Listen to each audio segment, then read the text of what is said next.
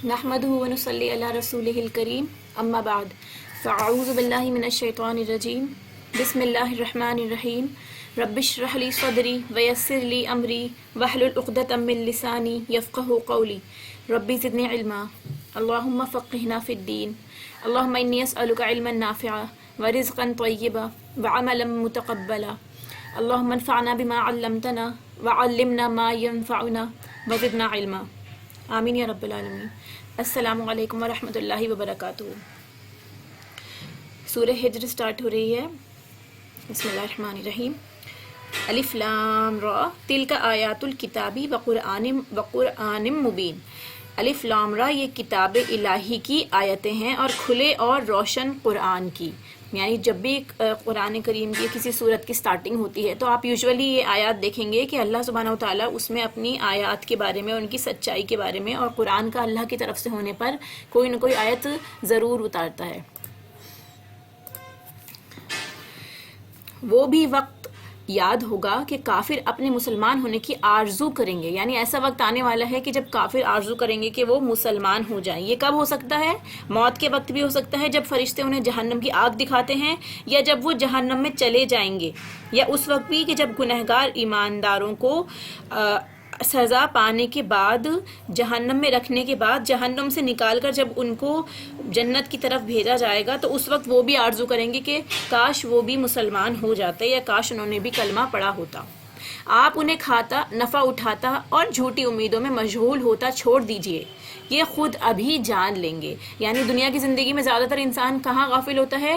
کھانے پینے میں، یا دنیا کا فائدہ اٹھانے میں، جابس کرنے میں، پیسے کمانے میں، یا جھوٹی امیدوں میں کہ چلو کل کر لیں گے، بعد میں کر لیں گے، جب وقت آئے گا تب کر لیں گے، ابھی مناسب وقت نہیں ہے، ابھی تھوڑا سا دنیا کا فائدہ اٹھا لیں۔ کسی بستی کو ہم نے ہلاک نہیں کیا مگر یہ کہ اس کے لیے مقررہ نوشتہ تھا، یعنی سب کا ٹائم فکسڈ ہے۔ کوئی گروہ اپنی موت سے نہ آگے بڑھتا ہے نہ پیچھے رہتا ہے۔ انہوں نے کہا کہ اے وہ شخص جس پر قرآن اتارا گیا ہے، یقیناً تو کوئی دیوانہ ہے۔ مشرکین کے بارے میں بات ہو رہی ہے کہ وہ رسول اللہ صلی اللہ علیہ وسلم کو، اور جیسے ہم نے دیکھا کہ پچھلی قوم کے لوگ بھی اپنے انبیاء کو دیوانہ، ساحر، جادوگر کہا کرتے تھے۔ ٹھیک ہے، اگر تو سچا ہی ہے تو ہمارے پاس فرشتوں کو کیوں نہیں لاتا؟ کافر نبی صلی اللہ علیہ وسلم کو دیوانہ کہتے اور یہ کہتے کہ اگر آپ سچے ہیں تو اللہ سے کہہ کر فرشتے ہمارے پاس بھیجیے تاکہ ہم آپ کی رسالت کا یقین کر سکیں، یا پھر وہ عذاب لا کے ہمیں ختم کر دیں۔ ہم فرشتوں کو حق کے ساتھ ہی اتارتے ہیں۔ اللہ سبحانہ وتعالیٰ کیا فرماتے ہیں کہ ہم صرف حق کے ساتھ فرشتوں کو اتارتے ہیں، اور اس وقت وہ مہلت دیے نہیں جاتے۔ یعنی جب فرشتہ آتا ہے تو یا تو وہ وحی لے کر آتا ہے یا پھر وہ عذاب لے کر آتے ہیں، پھر آپ کو ٹائم نہیں ملے گا۔ اس لیے جو ٹائم ہے اسے غنیمت جانیے اور ابھی ایمان لے آئیے۔ اگر عذاب کے فرشتے آ گئے تو ایمان لانا کوئی فائدہ نہیں دے گا۔ ہم نے ہی اس قرآن کو نازل فرمایا ہے اور ہم اسی کے محافظ ہیں، یعنی اللہ تعالیٰ نے ہی قرآن نازل فرمایا ہے اور اس کی پروٹیکشن کی ذمہ داری بھی اللہ تعالیٰ کی ہے۔ نہ اس کے معنی پہ کسی طرح کی کوئی چینجز آتی ہیں، نہ اس کے لفظوں میں کسی طرح کی کوئی چینجز آتی ہے۔ اللہ تعالیٰ اس کی خود حفاظت فرما رہا ہے۔ ہم نے آپ سے پہلے اگلی امتوں میں بھی اپنے رسول برابر بھیجے، یعنی اس سے پہلے بھی امتوں کے اوپر رسول کنٹینیوس آتے رہے۔ جو بھی رسول آتا وہ اس کا مذاق اڑاتے۔ گنہگاروں کے دلوں میں ہم اسی طرح یہی رچا دیا کرتے ہیں، یعنی ان کو مذاق اڑانا، یہ چیز ان کو بھلی لگتی ہے۔ اللہ کے جتنے رسول آتے ہیں ان کو اللہ کی طرف بلاتے ہیں، انہیں ڈراتے ہیں، دنیا چھوڑنے کو کہتے ہیں، یعنی دنیا اتنی حاصل کریں کہ وہ آپ کو آخرت کو نہ بھلا دے۔ تو یہ تمام چیز دنیا پرست لوگ یا جو اپنے آباء و اجداد کی اندھی تقلید کرتے ہیں، اس بات کا وہ مذاق بناتے ہیں کہ ایسا کیسے ممکن ہو سکتا ہے، یہ امپاسبل ہے کرنا۔ وہ اس پر ایمان ہی نہیں لاتے اور یقیناً اگلوں کا طریقہ گزرا ہوا ہے، یعنی جو ان کا طریقہ ہے ان کا ہلاک کرنے کا وہی طریقہ ہے جو اللہ نے پہلے سے مقرر کر رکھا ہے۔ جھٹلانا اور مذاق اڑانا، یہ دو ایکشن ایسے ہیں جو قوموں کو ہلاک کر دیتے ہیں۔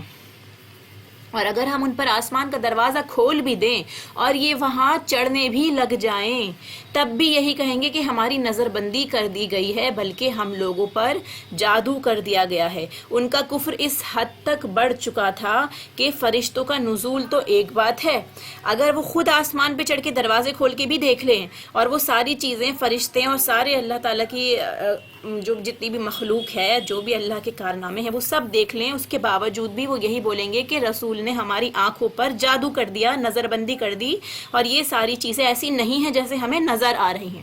ان کا کفر یا کسی بات کو نہ ماننا انسان کو اس حد تک اندھا کر دیتا ہے اپنے عقیدے میں۔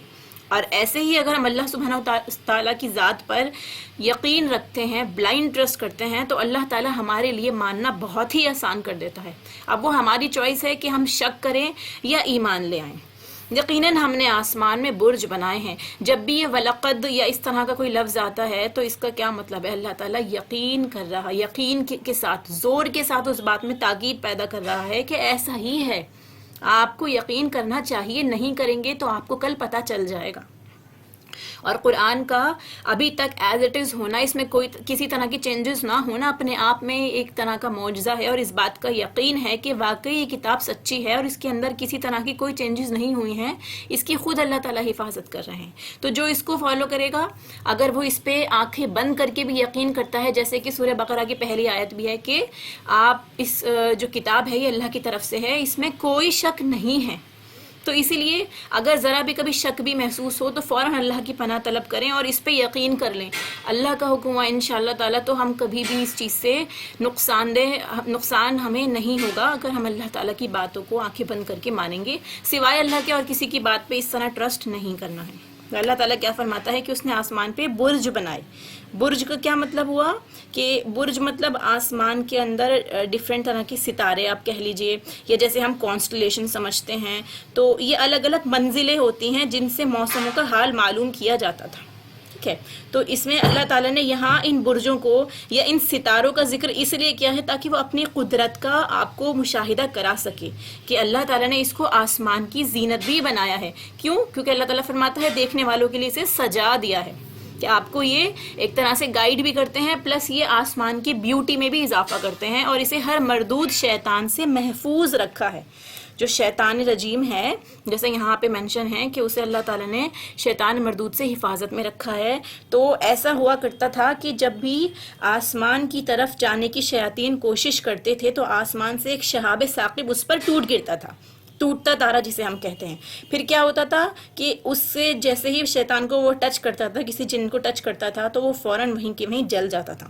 تو اللہ تعالیٰ نے آسمانوں کی بھی اس طرح شیطانوں سے حفاظت فرمائی تاکہ کوئی بات وہ اوپر سے سن کر چپکے سے آ کے نیچے نہ بتا دے۔ اور اگر جیسے پہلے ہوا کرتا تھا، قرآن کے نزول سے پہلے ایسا ہوتا تھا، جب قرآن کا نزول ہونے لگا تو بالکل ہی دروازے بند کر دیے گئے کہ کچھ بھی کسی بھی طرح کی انفارمیشن شیاطین کے ذریعے دنیا میں نہ جا پائے۔ ہاں، مگر جو چوری چھپے سننے کی کوشش کریں اس کے پیچھے دہکتا ہوا شعلہ لگ جاتا ہے۔ اور زمین کو ہم نے پھیلا دیا ہے، اس پر پہاڑ ڈال دیے ہیں، اور اس میں ہم نے ہر چیز کا ایک معین مقدار سے اگا دی ہے، یعنی ہر چیز جو ہے حسب ضرورت اللہ نے اگا دی ہے، کس ایریا میں کون سی فصل ضروری ہے، کتنی دینی ہے، کتنی نہیں دینی، وہ سب کچھ ڈیسائیڈڈ ہے۔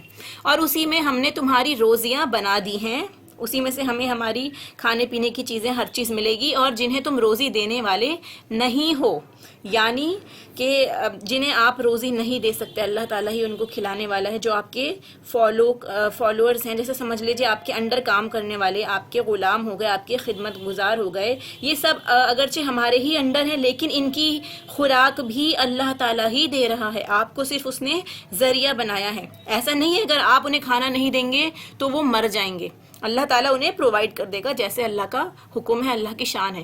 جتنی بھی چیزیں ہیں ان سب کے خزانے ہمارے پاس ہیں، جتنی بھی چیزیں ہیں۔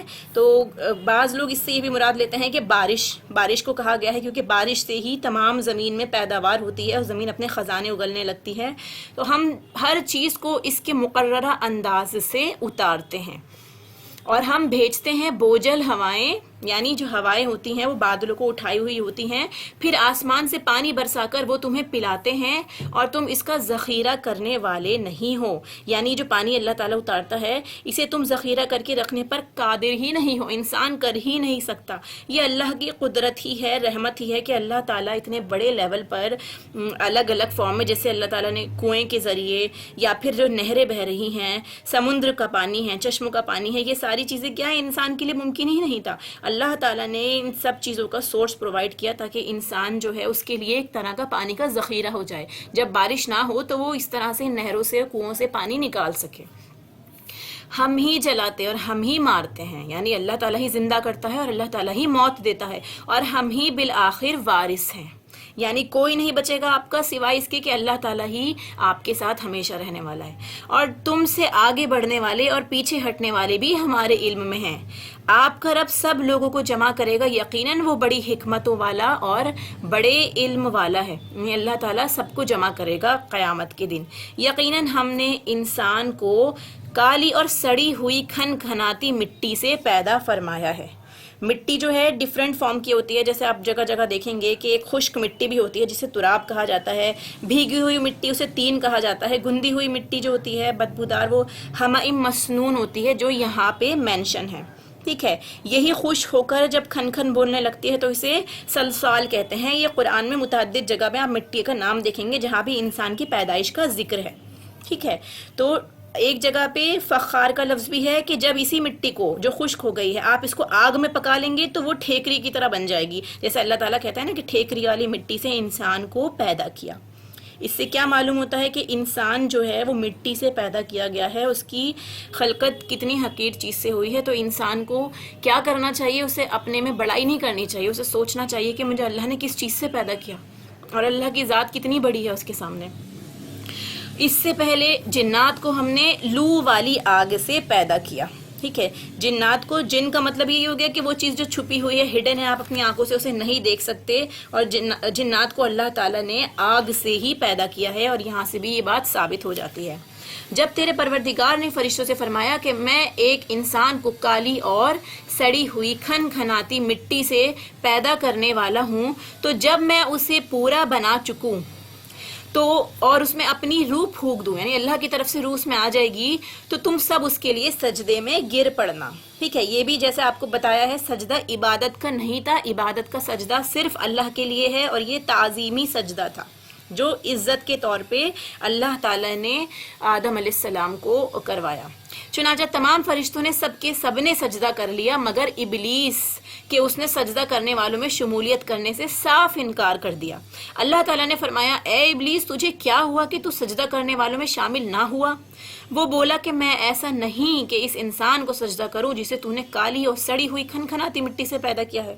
یعنی شیطان نے جو انکار کیا تو اس کی وجہ یہی تھی کہ آپ نے آدم علیہ السلام کو تو مٹی سے بنایا ہے، وہ ایک انسان ہے، جس کا مطلب یہ ہوا کہ انسان اور بشر کو، یعنی انسان کو اگر آپ کم سمجھ رہے ہیں، کسی بھی انسان کو جو بھی اللہ نے پیدا کیا ہے کسی بھی اعتبار سے آپ کم سمجھ رہے ہیں، چاہے اس کے رنگ کے اعتبار سے، اس کے ایریا کے اعتبار سے، کنٹری جس میں وہ بورن ہوا ہے اس کے اعتبار سے، یا پھر کسی بھی اس کی کاسٹ کی وجہ سے، تو یہ ایک شیطانیت ہے، شیطانی فلسفہ ہے کہ کسی بھی انسان کو کم سمجھنا، یہ شیطان کی طرف سے آیا تھا، یہ عقیدہ اسی کا ہے۔ اسی لیے جتنے بھی نبی آئے ہیں آپ یہ دیکھیں گے کبھی کسی کے اندر کوئی کسی طرح کا اونچ نیچ کا یا کوئی بھید بھاؤ نہیں کیا گیا کہ فلاں کو زیادہ ترجیح دی جائے یا فلاں کو نہ دی جائے۔ اللہ تعالیٰ کی نظروں میں ہر انسان برابر ہے سوائے اس کے جس کا تقویٰ زیادہ ہو، یعنی جو جتنا اللہ سے ڈرے گا اللہ کیا اتنا زیادہ اس کا مقام ہوگا، چاہے وہ کوئی مرد یا عورت ہی کیوں نہ ہو، چاہے وہ عبادت گزار یا صرف اپنے فرائض پورے کرنے والا کیوں نہ ہو۔ فرمایا اب تو بہشت سے نکل جا کیونکہ تو راندہ درگاہ ہے، یعنی اللہ تعالیٰ نے اس کو دھتکار دیا، اور تجھ پر میری پھٹکار ہے قیامت کے دن تک۔ کہنے لگا، شیطان کیا بول رہا ہے کہ دیکھیے، کہنے لگا وہ اے میرے رب مجھے اس دن تک کی ڈھیل دے کہ لوگ دوبارہ اٹھا کھڑا کیے جائیں۔ فرمایا کہ اچھا تو ان میں سے ہے جنہیں مہلت ملی ہے، کہ تجھے ٹائم ملتا ہے، تجھے ایک طرح سے مہلت دی جاتی ہے کہ جتنا لوگوں کو تو بہکا سکے بہکا لے، روز مقرر کے وقت تک، وقت المعلوم، یعنی وہ وقت اللہ کو معلوم ہے، وہ قیامت کا دن اللہ کو پتا ہے کس دن تک وہ شیطان انسانوں کو بہکائے گا۔ شیطان نے کہا کہ اے میرے رب چونکہ تو نے مجھے گمراہ کیا مجھے بھی قسم ہے کہ میں بھی زمین میں ان کے لیے معاصی کو یعنی گناہوں کو مزین کر دوں گا اور ان سب کو بہکاؤں گا بھی، سوائے تیرے ان بندوں کے جو منتخب کر لیے گئے ہیں۔ اس بات کو انڈرلائن کر لیجئے کہ وہ اللہ کے چوزن بندے، مخلص، جو مخلصین ہیں، ان کو شیطان نہیں بہکا سکتا، جن پہ اللہ کی خاص رحمت ہے، جو ہر وقت اللہ کو یاد کرتے ہیں، اللہ کے احکام کی نافرمانی نہیں کرتے۔ تو ان کے آپ یہ والے ورڈ دیکھیں گے، جب بھی اس طرح کی خصوصیات یا مخلصین آئیں گے، آگے بھی اور پچھلے بھی آیات میں گزر چکے ہیں، تو ان کی کیا صفات رہتی ہیں، ان چیزوں کو نوٹ کرنا بہت ضروری ہے۔ ارشاد ہوا کہ ہاں یہی مجھ تک پہنچنے کی سیدھی راہ ہے، یعنی جو بندے مخلص ہوں گے وہی اللہ تک پہنچ سکتے ہیں، سب واپس اللہ کے پاس جائیں گے، لیکن جو شیطان جن کو اپنے باتوں میں بہکا لے گا وہ جہنم کی طرف چلے جائیں گے، اور جو اللہ کے مخلص بندے ہوں گے وہ اللہ تک پہنچ جائیں گے۔ میرے بندوں پر تجھے کوئی غلبہ نہیں، ان عبادی لیس لک علیہم سلطان، کہ اللہ کے بندوں پر اس کا کوئی حق نہیں چلے گا، اس کا کوئی داؤ نہیں چلے گا۔ اس کا مطلب یہ بالکل نہیں سمجھے گا کہ وہ کوئی گناہ کرتے ہی نہیں ہیں، بلکہ اس کا مطلب یہ ہے کہ ان سے ایسا گناہ نہیں ہوتا جس کے بعد وہ توبہ نہیں کرتے، شرمندہ نہیں ہوتے، کیونکہ وہی گناہ انسان کو ہلاک کرتا ہے جس کے بعد انسان کے اندر کسی طرح کی شرمندگی یا توبہ کا احساس نہیں ہوتا۔ ایسے گناہ کے بعد انسان کنٹینیوس گناہ پہ گناہ کرتا چلا جاتا ہے اور الٹیمیٹلی وہ ہلاکت کی طرف چلا جاتا ہے۔ یہ اہل ایمان کی صفت نہیں ہے، کیونکہ قرآن کی آیت میں بھی ہے نا کہ وہ اپنے گناہوں پر اصرار نہیں کرتے، انجانے میں، خطا میں، یا وقتی کسی بھی ہیجان کی وجہ سے ان پہ کوئی گناہ کا غلبہ آ جاتا ہے تو اس کے بعد وہ فوراً توبہ کر لیتے ہیں۔ ہاں جو گمراہ لوگ تیری پیروی کریں گے یقیناً ان سب کے وعدے کی جگہ جہنم ہے، جتنے بھی شیطان کے ماننے والے ہوں گے وہ سب جہنم میں جائیں گے، جس کے 7 دروازے ہیں، ہر دروازے کے لیے ان کا ایک حصہ بٹا ہوا ہے۔ اور پرہیزگار جنتی لوگ باغوں اور چشموں میں ہوں گے، ان سے کہا جائے گا سلامتی اور امن کے ساتھ اس میں داخل ہو جاؤ۔ ان کے دلوں میں جو کچھ رنجش اور کینہ تھا ہم سب کچھ نکال دیں گے۔ دنیا میں جو آپس میں ہم لوگ ایک دوسرے سے تھوڑا بہت بھی کھٹاس ہو جاتی ہے، لڑائی ہو جاتی ہے کسی بھی معاملات میں، تو وہ سب کچھ جنتیوں کے دلوں سے ایک دوسرے کے لیے نکال دیا جائے گا، اس سے پہلے کہ وہ جنت میں داخل ہوں۔ وہ بھائی بھائی بنے ہوئے ایک دوسرے کے آمنے سامنے تختوں پر بیٹھے ہوئے ہوں گے۔ اللہ تعالیٰ ہمیں بھی ان لوگوں میں شامل فرمائے۔ نہ تو وہاں انہیں کوئی تکلیف چھو سکتی ہے اور نہ وہاں سے کبھی وہ نکالے جائیں گے۔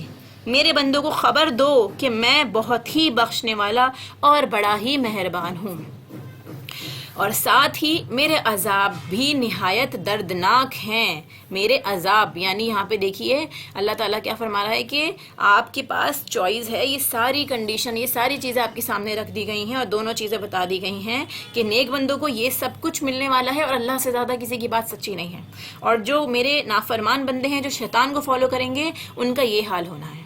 پھر اس کے بعد مثال دی گئی ہے کہ جب انہیں ابراہیم کے مہمانوں کا بھی حال سنا دو۔ ضیف ابراہیم علیہ السلام کے جو مہمان تھے، کہ جب انہوں نے ان کے پاس آ کر سلام کہا تو انہوں نے کہا کہ ہم کو تم سے ڈر لگتا ہے، جیسے ہم نے پہلے ڈسکس کیا تھا ابراہیم علیہ السلام کے بارے میں، کہ جب مہمان ان کے گھر پہ آئے اور وہ بچڑا ان کے لیے پکا کر لے کر آئے، انہوں نے کھانا نہیں کھایا، ہاتھ بھی نہیں بڑھایا، تو وہ ڈرنے لگے کہ یہ کیوں نہیں کھا رہے، کوئی عجیب سی بات ہے۔ تو یہاں پر اسی چیز کا ذکر ہے کہ جب وہ انہوں نے بولا کہ مجھے تو ڈر لگتا ہے، انہوں نے کہا کہ ڈرو نہیں، فرشتے بولے کہ تم ڈرو نہیں، ہم تجھے ایک صاحب اولاد کی بشارت دیتے ہیں، یعنی ایک صاحب علم فرزند، ایک ایسا بچہ جو کہ علم والا ہوگا، ہم اس کی خوشخبری اللہ کے پاس سے تمہارے لیے لے کر آئے ہیں۔ کہا کیا اس بڑھاپے کے آ جانے کے بعد تم مجھے خوشخبری دیتے ہو؟ یہ خوشخبری تم کیسے دے رہے ہو؟ بار بار یہ قصے ریپیٹ ہو رہے ہیں اس لیے تاکہ ہمارا ایمان بھی اتنا مضبوط ہو، جس طرح کہ ہم انبیاء کا ایمان دیکھ رہے ہیں، پڑھ رہے ہیں کہ اس عمر میں جا کے بھی انہیں اللہ پہ یقین تھا، اللہ تعالیٰ نے انہیں نوازا بھی، اور انہوں نے اپنی زندگی ابراہیم علیہ السلام نے کیسی گزاری، ان کی زندگی کیسی حنیف زندگی تھی، جو اللہ کا حکم آتا وہ اس پہ سرنڈر کر دیتے، نہ کسی طرح کا سوال، نہ کوئی شکایت۔ تو ان لوگوں کو جو اللہ تعالیٰ کی ایسی عبادت کرتے ہیں، اللہ تعالیٰ کیسے کیسے ریوارڈ دیتا ہے، اور جب ان کو یقین بھی نہیں ہوتا۔ انہوں نے کہا ہم آپ کو بالکل سچی خوشخبری سناتے ہیں، آپ مایوس لوگوں میں شامل نہ ہو۔ یعنی آپ ان لوگوں میں شامل نہ ہو، کیونکہ آپ کو پتہ ہے کہ اللہ کا وعدہ سچا ہے، اللہ تعالیٰ تو سب کچھ کر سکتا ہے۔ کہا اپنے رب تعالیٰ کی رحمت سے نا امید تو صرف گمراہ اور بہکے ہوئے لوگ ہی ہوتے ہیں، کہ جو ضالون ہیں وہی اللہ کی رحمت سے نا امید ہوتے ہیں کہ اب کچھ نہیں ہو سکتا، اب تو وقت نکل گیا، اب تو ہمارے ہاتھ میں کچھ نہیں، اب تو ہماری عمر نہیں ہے، ہماری عقل نہیں ہے، ہم قرآن نہیں سمجھ سکتے، ہم کیسے کر سکتے ہیں اللہ کے دین کی خدمت۔ کبھی نا امید نہ ہو، جتنا آپ کے اندر استطاعت ہے اتنے میں لگ جائیے۔ پوچھا کہ اللہ کے بھیجے ہوئے فرشتوں، تمہارا ایسا کیا اہم کام ہے؟ یعنی تم جو یہاں پر آئے ہو سوائے اس کے کہ تم ہمارے اولاد کی بشارت دینے آئے ہو، کوئی بڑا کام بھی ہوگا۔ فرشتے جب آتے ہیں تو کوئی نہ کوئی بڑا کام بھی اللہ کی طرف سے ہوتا ہے۔ انہوں نے جواب دیا کہ ہم مجرم قوم کی طرف بھیجے گئے ہیں، مگر خاندان لوط کہ ہم ان سب کو تو ضرور بچا لیں گے سوائے لوط کی بیوی کے، کہ ہم نے اسے رکنے اور باقی رہ جانے والوں میں مقرر کر دیا۔ جب بھیجے ہوئے فرشتے آل لوط کے پاس پہنچے تو انہوں نے لوط علیہ السلام نے ان سے کہا کہ تم لوگ تو کچھ انجان سے معلوم ہو رہے ہو۔ انہوں نے کہا نہیں، بلکہ ہم تیرے پاس وہ چیز لائے ہیں جس میں یہ لوگ شک شبہ کر رہے تھے۔ کیا چیز تھی وہ جس میں وہ لوگ ڈاؤٹ کر رہے تھے؟ عذاب، اللہ کی طرف سے کہ عذاب آنے والا ہے۔ ہم تو تیرے پاس صریح حق لائے ہیں اور ہیں بھی بالکل سچے، یعنی جو عذاب آنے والا ہے یہ بالکل سچا ہے، عذاب کی بات ہو کر رہے گی۔ اب تو اپنے خاندان سمیت اس رات کے کسی حصے میں چل دے اور آپ ان کے پیچھے رہنا، اور خبردار تم میں سے کوئی پیچھے مڑ کر نہ دیکھے۔ یعنی جو لوط علیہ السلام ہیں وہ پیچھے رہیں گے اور باقی سارے مومن وہ آگے آگے چلتے رہیں گے، اور کوئی بھی ٹرن ہو کے نہ دیکھے کہ پیچھے کیا ہو رہا ہے، چاہے کتنی بھی چیخنے چلانے کی آوازیں آئیں۔ جہاں کا تمہیں حکم کیا جا رہا ہے وہیں چلے جانا۔ ہم نے اس کی طرف اس بات کا فیصلہ کر دیا کہ صبح ہوتے ہوتے ان لوگوں کی جڑیں کاٹ دی جائیں گی، صبح ہوتے ہوتے ان لوگوں کی جڑیں کاٹ دی جائیں گی، مطلب کوئی آدمی باقی نہیں رہے گا، سب کے سب ہلاک ہو جائیں گے۔ اور شہر والے خوشیاں مناتے ہوئے آئے۔ ادھر لوط علیہ السلام کے گھر میں جو ہے اللہ تعالیٰ اس طرح سے یہ ہلاکت کا فیصلہ سنایا جا رہا تھا کہ لوگ ہلاک ہونے والے ہیں، اور ادھر دیکھیں آپ کہ قوم لوط جب ان کو پتہ چلتا ہے کہ گھر میں خوش شکل نوجوان مہمان آئے ہیں تو کیا کرتے ہیں، اپنی خواہش کو پوری کرنے کے لیے خوشی خوشی لوط علیہ السلام کے گھر آ گئے اور مطالبہ کیا انہوں نے کہ ان نوجوانوں کو ہمارے ساتھ بھیج دیجیے تاکہ ہم ان سے بے حیائی کا کام کریں اور ہم خوشی محسوس کریں۔ ان کو نہیں پتا تھا کہ وہ کیا لے کر آئے ہیں ان کی طرف۔ لوط علیہ السلام نے کہا یہ لوگ میرے مہمان ہیں، تم مجھے رسوا نہ کرو، یعنی ان کو سمجھانے کی کوشش کر رہے ہیں کہ تم اس طرح کی حرکتیں نہ کرو، کم سے کم میرے مہمانوں کے سامنے تو ایسی باتیں نہ کرو، اللہ سے ڈرو اور مجھے رسوا نہ کرو۔ وہ بولے کیا ہم نے تجھے دنیا بھر کی ٹھیکیداری سے منع نہیں کر رکھا؟ یعنی ان کی ڈھٹائی دیکھیے، ان کی بد اخلاقی دیکھیے کہ کس طرح سے بات کر رہے ہیں۔ تو ان لوگوں کا یہ کہنا کہ کیا تم نے سارے لوگوں کا ٹھیکہ لے رکھا ہے؟ یہ جو مہمان تمہارے سامنے آئے ہیں یہ ساری باتیں سن رہے ہیں، تو ان کے سامنے کہ ایک دم کھلم کھلا یہ ساری باتیں کرنا ایک طرح سے بے حیائی کی حد ہے کہ جو بھی آئے گا تم اس کو اپنی پناہ میں لے لو گے، کہ تو اس کی مطلب ان کو یہ چیز پسند نہیں آئی ان لوگوں کو۔ لوط علیہ السلام نے کہا اگر تمہیں کرنا ہی ہے تو یہ میری بچیاں موجود ہیں، یعنی عورتوں سے نکاح کر لو، قوم کی جتنی عورتیں بیٹیاں ہیں ان سے شادی کر لو، اگر تمہیں کچھ کرنا ہے تو ایسے کرو۔ تیری عمر کی قسم، وہ تو اپنی بد مستی میں سرگرداں تھے۔ یعنی اللہ تعالیٰ نبی صلی اللہ علیہ وسلم سے یہاں پہ خطاب فرما رہا ہے کہ ان کی زندگی کی قسم کھا کر، جس سے یہ پتہ چلتا ہے کہ اللہ نے اپنے نبی کی کتنا، ان کا درجہ دیکھیے کتنا بلند ہے کہ اللہ تعالیٰ ان کی قسم کھا کر یہ بات کہہ رہا ہے۔ ویسے ہم لوگوں کے لیے جائز نہیں، آپ لوگوں کو یہ پتہ ہوگا، سوائے اللہ کے کسی کی قسم کھانا بالکل جائز نہیں ہے، یہ بھی ایک کائنڈ آف شرک میں آ جاتا ہے۔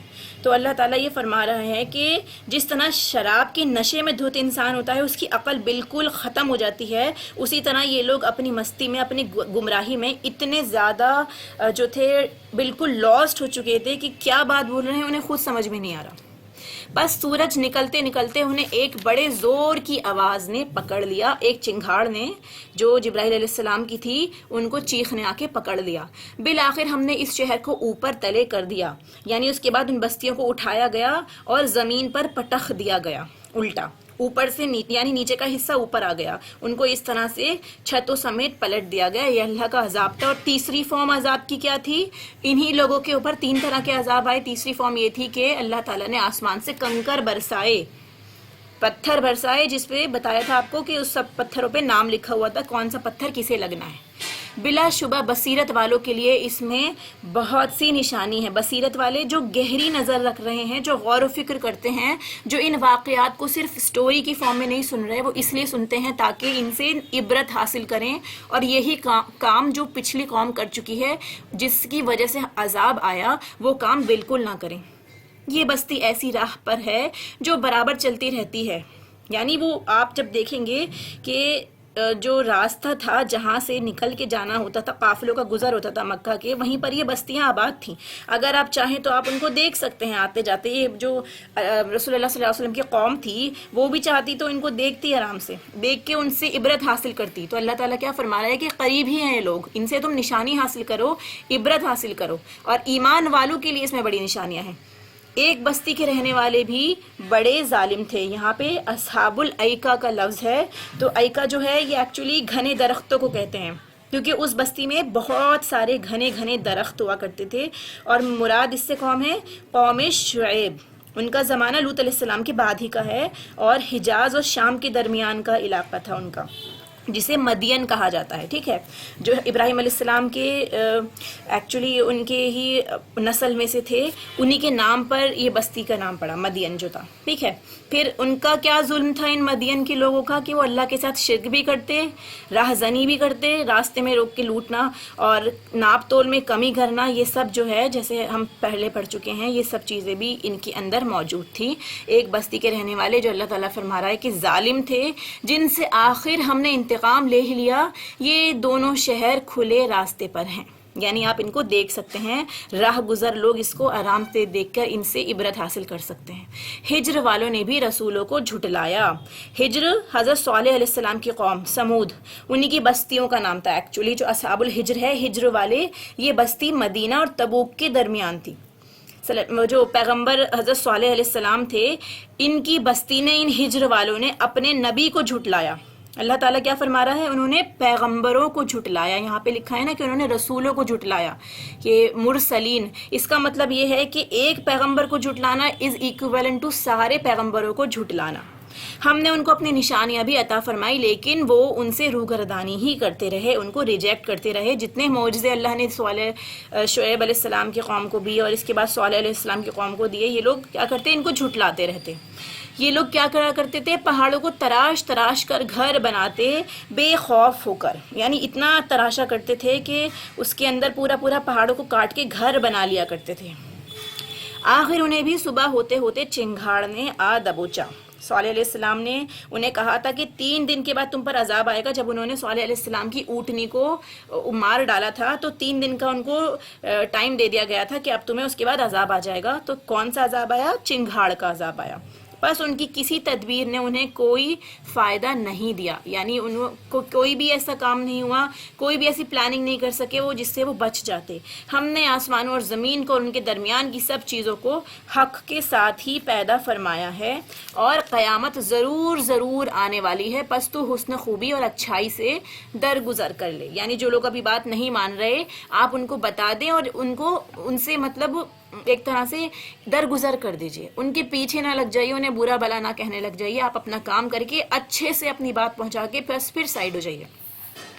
یقیناً تیرا رب, تیرا پروردگار ہی پیدا کرنے والا اور خوب جاننے والا ہے. یقیناً ہم نے آپ کو 7 آیتیں دے رکھی ہیں. یہاں پر آیا ہے دیکھیے, سبع من المثانی. جو سبع مثانی ہم نے سورہ فاتحہ کی تفسیر میں پڑھا تھا, یہاں اس کا ذکر ہے, اس کی تفسیر اس آیت میں موجود ہے کہ ہم نے آپ کو 7 آیتیں دے رکھی ہیں, اور یہ سورہ فاتحہ کے بارے میں ہیں, جو کہ بار بار دہرائی جاتی ہیں, یعنی ہر نماز میں دہرائی جاتی ہیں. اور عظیم قرآن بھی دے رکھا ہے. آپ ہرگز اپنی نظریں اس چیز کی طرف نہ دوڑائیں جس سے ہم نے ان میں سے کئی قسم کے لوگوں کو بہرہ مند کر رکھا ہے. یعنی آپ دیکھیں گے بہت سارے لوگ جو ہیں اللہ تعالیٰ نے بہت نعمتوں سے نواز رکھا ہے, ان کے پاس دنیا کی ہر نعمت ملے گی آپ کو, آپ انہیں دیکھ کے رشک بھی کرتے ہوں گے کہ اتنا کچھ ہے ان کے پاس. تو کیا فرما رہا ہے اللہ تعالیٰ کہ مت دیکھیے ان لوگوں کی طرف جو نافرمان ہونے کے بعد بھی اتنا پھل پھول رہے ہیں, نہ ان پر آپ افسوس کریں. مومنوں کے لیے اپنا بازو جھکائے رکھیں, یعنی نہ ان کے اوپر افسوس بھی نہ کریں, کیونکہ ان کا جو یہ انجام ہونا ہے وہ ان کے اپنے کیے کا نتیجہ ہے. بس آپ کا کام ان کو پہنچا دینا ہے, اور اس کے بعد آپ افسوس نہ کریں اور نہ ان کو دیکھ کے رشک کریں کہ کاش مجھے بھی ایسی زندگی ملتی. آپ فوکس کیجئے کن پہ, مومنوں پر. اپنا بازو جھکائے رکھیں کا کیا مطلب ہے کہ ان کے ساتھ نرم رہیے، ٹھیک ہے، ان کی دیکھ بھال کرتے رہیے، ان کی اصلاح کرتے رہیے، ان کی طرف توجہ رکھیے، اگر کبھی وہ مشکل میں ہو تو ان کے لیے آسانیاں کریے، ان کو حوصلہ دیجیے، کہہ دیجیے کہ میں تو کھلم کھلا ڈرانے والا ہوں، جیسا کہ ہم نے ان تقسیم کرنے والوں پر اتارا جنہوں نے اس کتاب الہی کے ٹکڑے ٹکڑے کر دیے تھے۔ کون تھے وہ لوگ جنہوں نے کتاب الہی کے ٹکڑے کر دیے تھے؟ پچھلی قوم، یعنی اہل کتاب جو تھے۔ قسم ہے تیرے پالنے والے کی، ہم ان سب سے ضرور باس پرس کریں گے، ان کی ضرور پوچھ گچھ ہوگی ہر اس چیز کی جو وہ کرتے تھے۔ بس آپ اس حکم کو جو آپ کو کیا جا رہا ہے کھول کر سنا دیجئے اور مشرکوں سے منہ پھیر لیجئے۔ آپ سے جو لوگ مسخرہ پن کرتے ہیں ان کی سزا کے لیے ہم کافی ہیں۔ اگر کوئی مذاق اڑا رہا ہے آپ کے فالو کرنے کا تو آپ کیا کریے، اللہ تعالیٰ سے کہہ دیجئے، اللہ تعالیٰ فرماتا ہے کہ میں کافی ہوں ان لوگوں کے خلاف۔ جو اللہ کے ساتھ دوسرے معبود مقرر کرتے ہیں انہیں عنقریب معلوم ہو جائے گا، ہمیں خوب علم ہے کہ ان کی باتوں سے آپ کا دل تنگ ہوتا ہے۔ لوگوں کی باتوں سے جو ہے ہو سکتا ہے کہ ہم تنگی محسوس کرتے ہوں، ہمیں گھٹن ہوتی ہو، ہمیں برا لگتا ہو، ہم ہرٹ ہوتے ہوں۔ اللہ تعالیٰ کہہ رہا ہے کہ مجھے اس بات کا خوب علم ہے۔ آپ اپنے پروردگار کی تسبیح کیجیے، آپ ان لوگوں سے ہرٹ مت ہوئی ہے۔ آپ کام کیا کریے، آپ صرف اللہ کی بڑائی بیان کیجیے، تسبیح کیجیے، حمد کیجیے اور سجدہ کرنے والوں میں شامل ہو جائیے اور اپنے رب کی عبادت کرتے رہیے یہاں تک کہ آپ کو موت آ جائے۔ تو ان چیزوں سے، ان ٹینشن سے بچنے کا کیا نتیجہ ہے کہ جب بھی کوئی آپ کو بری بھلی باتیں بول رہا ہے اور آپ اس سے تنگی محسوس کر رہے ہیں، اپنے دل میں گھٹن محسوس کر رہے ہیں، تو آپ کیا کریے، نمازوں کی کثرت، ذکر کی کثرت، قرآن کی تلاوت میں کثرت کر دیجئے، کنٹینیوس ایسا ہی کریے یہاں تک کہ آپ کو موت آ جائے، یعنی ایٹرنل لائف ٹائم تک، جب تک کہ آپ کی زندگی ہے۔ سورہ نحل سٹارٹ ہوتی ہے بسم اللہ الرحمن الرحیم۔ جو نحل جو ہوتا ہے وہ شہد کو کہا جاتا ہے، ٹھیک ہے۔ تو اللہ تعالیٰ کا حکم آ پہنچا، اب اس کی جلدی نہ مچاؤ، یعنی قیامت کی جلدی نہ مچاؤ۔ اور اللہ تعالیٰ کا حکم آ چکا ہے، اس کا کیا مطلب ہے کہ جو ان لوگوں پر عذاب آنا تھا وہ، یا ان لوگوں کو جو عرب سے نکالنا تھا، اللہ تعالیٰ کا حکم تھا کہ اب مشرک جو ہیں عرب میں نہیں رہ سکتے، وہ کعبے کا طواف بھی نہیں کر سکتے، اب عرب کی سرزمین کو پاک کر دیا جائے گا۔ تمام پاکی اسی کے لیے ہے، وہ برتر ہے ان سب سے جنہیں یہ اللہ کے نزدیک شریک بتلاتے ہیں۔ وہی فرشتوں کو اپنی وحی دے کر، یعنی فرشتوں کے ذریعے اور خصوصی طور پر فرشتہ وحی کون تھے؟ جبرائیل علیہ السلام، وہ وحی لے کر آتے تھے، اپنے حکم سے اپنے بندوں میں سے جس پر چاہتا ہے اتارتا ہے، یعنی انبیاء علیہ السلام جن پر اللہ تعالیٰ وحی بھیجا کرتا تھا کہ تم لوگوں کو آگاہ کر دو۔ وحی کا مقصد کیا ہے کہ لوگوں کو آگاہ کر دے، ان کو اویئر کر دیں کہ میرے سوا اور کوئی معبود نہیں، پس تم مجھ سے ڈرو۔ اسی نے آسمانوں اور زمین کو حق کے ساتھ پیدا کیا اور اس سے بری ہے جو مشرک کرتے ہیں، یعنی کوئی کچھ بھی کہے اللہ تعالیٰ اس سے بری ہے، اس الزام سے بری ہے، اس شرک سے بری ہے۔ اس نے انسان کو نطفے سے پیدا کیا۔ انسان کی خلقت کا ذکر ہے کہ انسان کو ایک حقیر پانی سے، نطفے سے پیدا کیا، پھر وہ سری جھگڑالو بن بیٹھا، یعنی اپنی پیدائش اس نے دیکھی نہیں، وہ کس پانی سے بنا ہے، اور اللہ تعالیٰ نے اس میں جان ڈالی، اللہ تعالیٰ نے روح پھونکی، پھر ماں کے پیٹ میں اس کو پیدا کیا، اسے عقل دی۔ اب جب اللہ تعالیٰ نے اسے اتنا بڑا کر دیا، اسے سمجھ دے دی، تو اب وہ اللہ کے آگے جھکنے کے بجائے لڑاکو بن بیٹھا، جھگڑا کرنے لگا، اللہ کی ذات کے بارے میں جھگڑا کرتا ہے، رسول سے جھگڑا کرتا ہے۔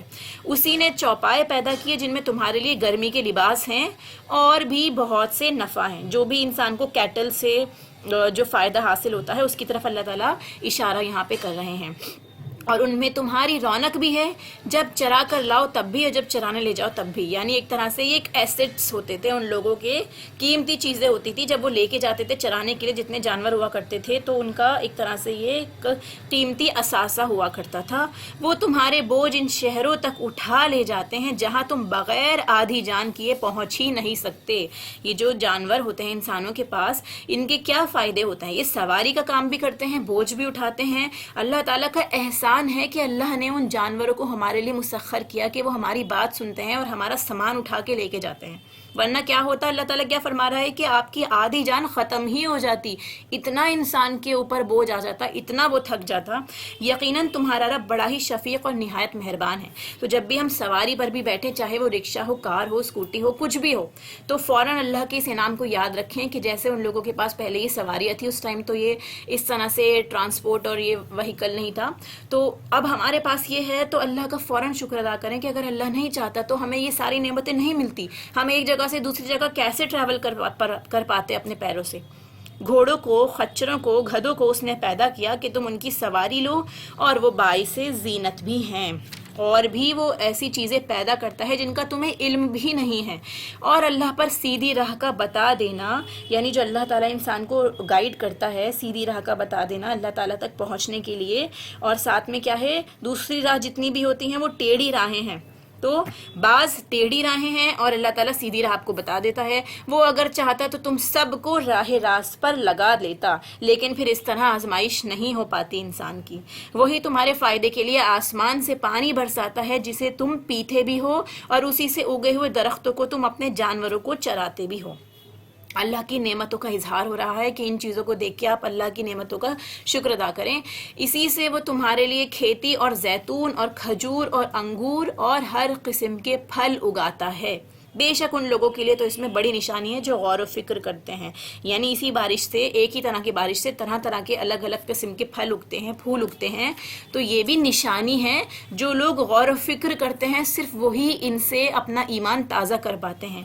اسی نے رات اور دن، سورج اور چاند کو تمہارے لیے تابع کر دیا ہے۔ کبھی کوئی آگے پیچھے نہیں ہوتا، کبھی ایسا نہیں ہوتا کہ 24 گھنٹے کا دن ہی دن ہوا جا رہا ہے۔ جس طرح کی اللہ تعالیٰ نے جس کنٹری کی، اسٹیٹ کی سائیکل سیٹ کر رکھی ہے سورج اور چاند کی، دن اور رات کی، وہ اسی طرح صدیوں سے، سالوں سے چلتا آ رہا ہے، اور ستارے بھی اسی کے حکم کے ماتحت ہیں۔ یقیناً اس میں عقل مند لوگوں کے لیے ایک نشانی ہے، جو عقل رکھتے ہیں وہی اس نشانی سے فائدہ اٹھا سکتے ہیں۔ اور بھی بہت سی چیزیں طرح طرح کے رنگ روپ کی اس نے تمہارے لیے زمین پر پھیلا رکھی ہیں، بے شک نصیحت قبول کرنے والے اس میں بڑی بھاری نشانی رکھتے ہیں۔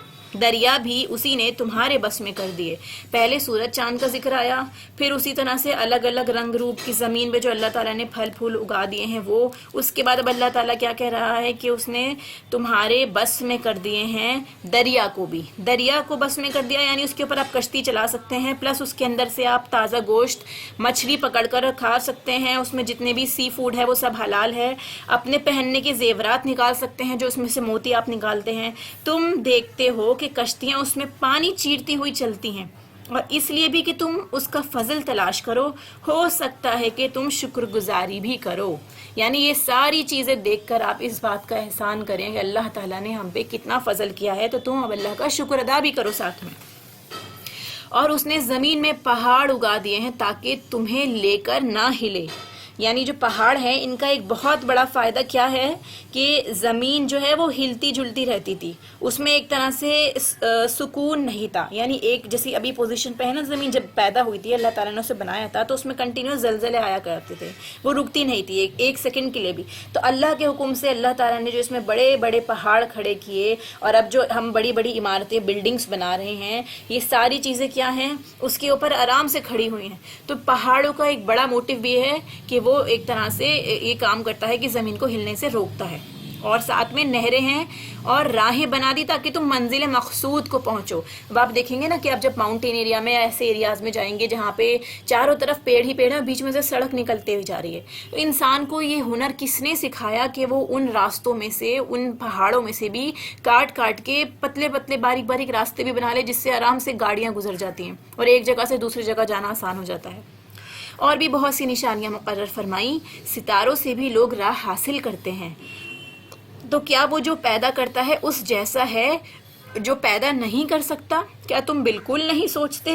یعنی ان چیزوں کو دیکھ کے تمہیں توحید پر آ جانا چاہیے، تمہیں سوچنا چاہیے کہ اللہ تعالیٰ تو خود خالق ہے، اور جو بھی چیزیں اس کے علاوہ ہیں وہ سب مخلوق ہیں، تو تم اللہ کو چھوڑ کر کسی اور کی عبادت کیوں کر رہے ہو؟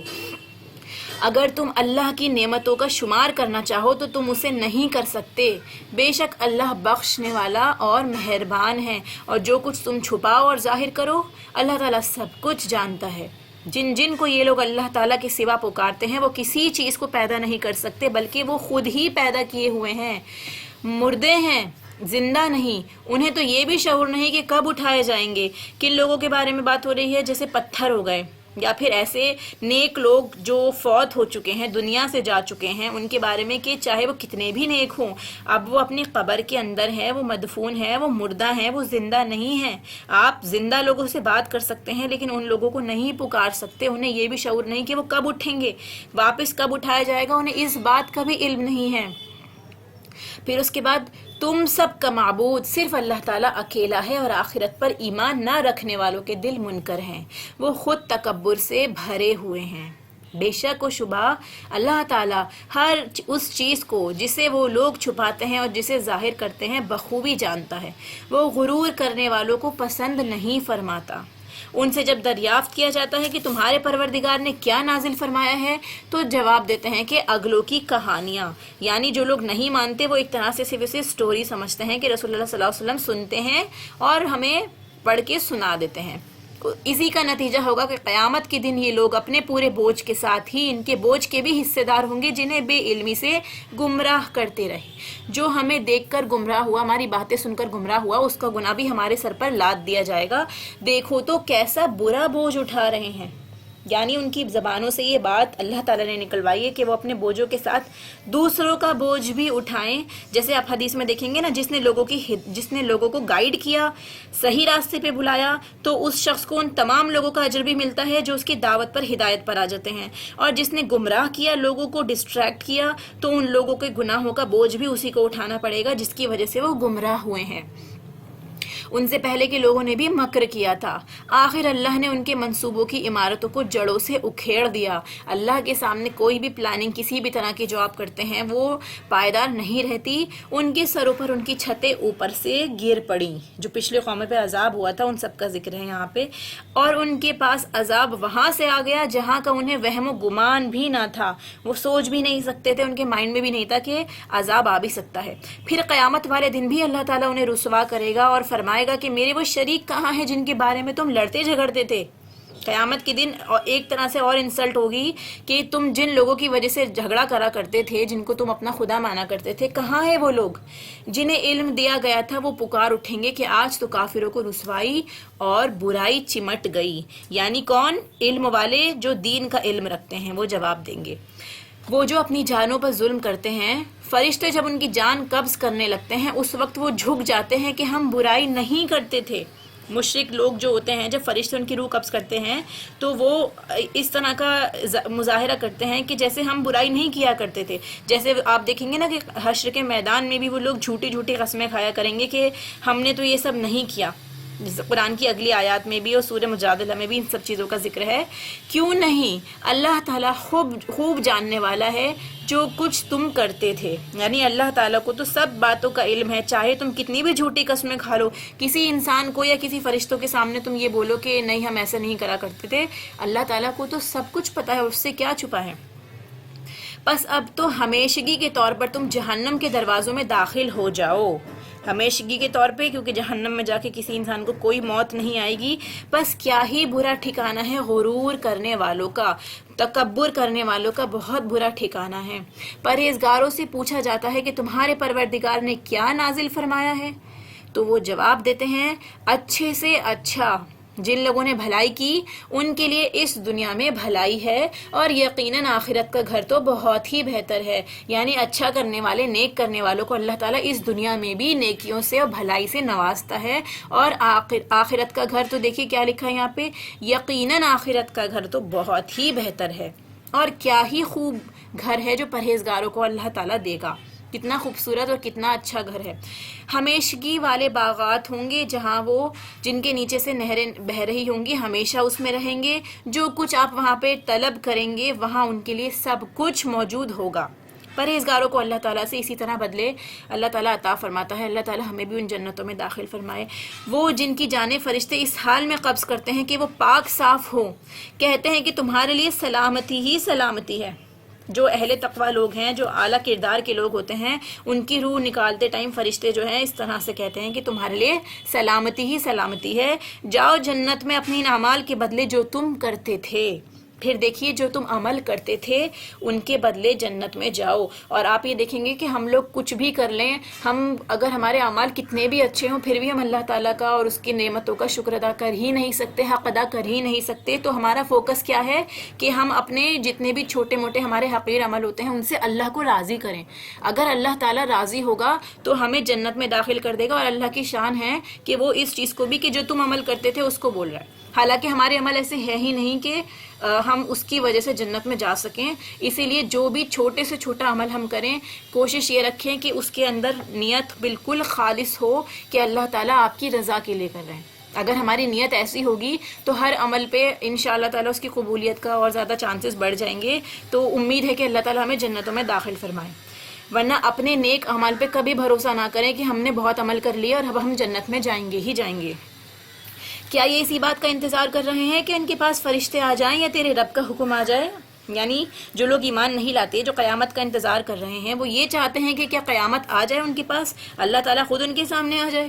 ایسا ہی ان لوگوں نے بھی کیا تھا جو ان سے پہلے تھے. ان پر اللہ تعالیٰ نے کوئی ظلم نہیں کیا، یعنی ان کے اوپر ساری چیزیں بھیج دی گئی تھی، رسول بھی، کتاب بھی.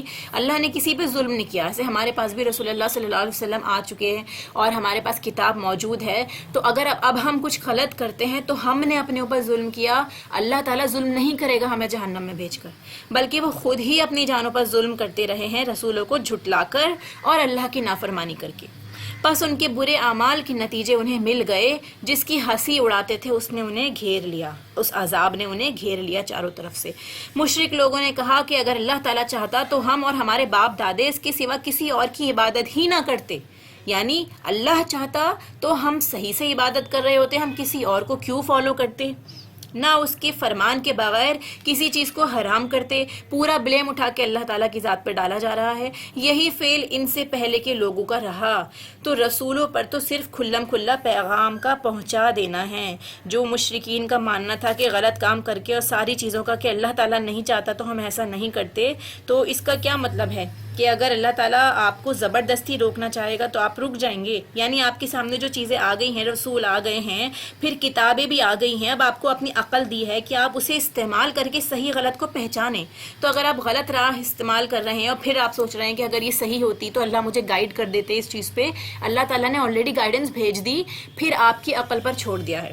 اور یہی انسان کا امتحان ہے. پھر بھی اگر انسان یہ چاہے کہ اللہ تعالیٰ ہی مجھے چلائے بھی، میرے قدم بھی اٹھائے، مجھے جنت تک بھی لے جائے، تو اللہ تعالیٰ کسی پہ زور زبردستی نہیں کرتا. راستہ کھلا ہے، جس کو جانا ہے وہ دوڑ لگائے، جس کو جانا ہے وہ رینگ کر جائے، جس کو جانا ہے وہ دوسرے راستے پر جائے. Choice is yours.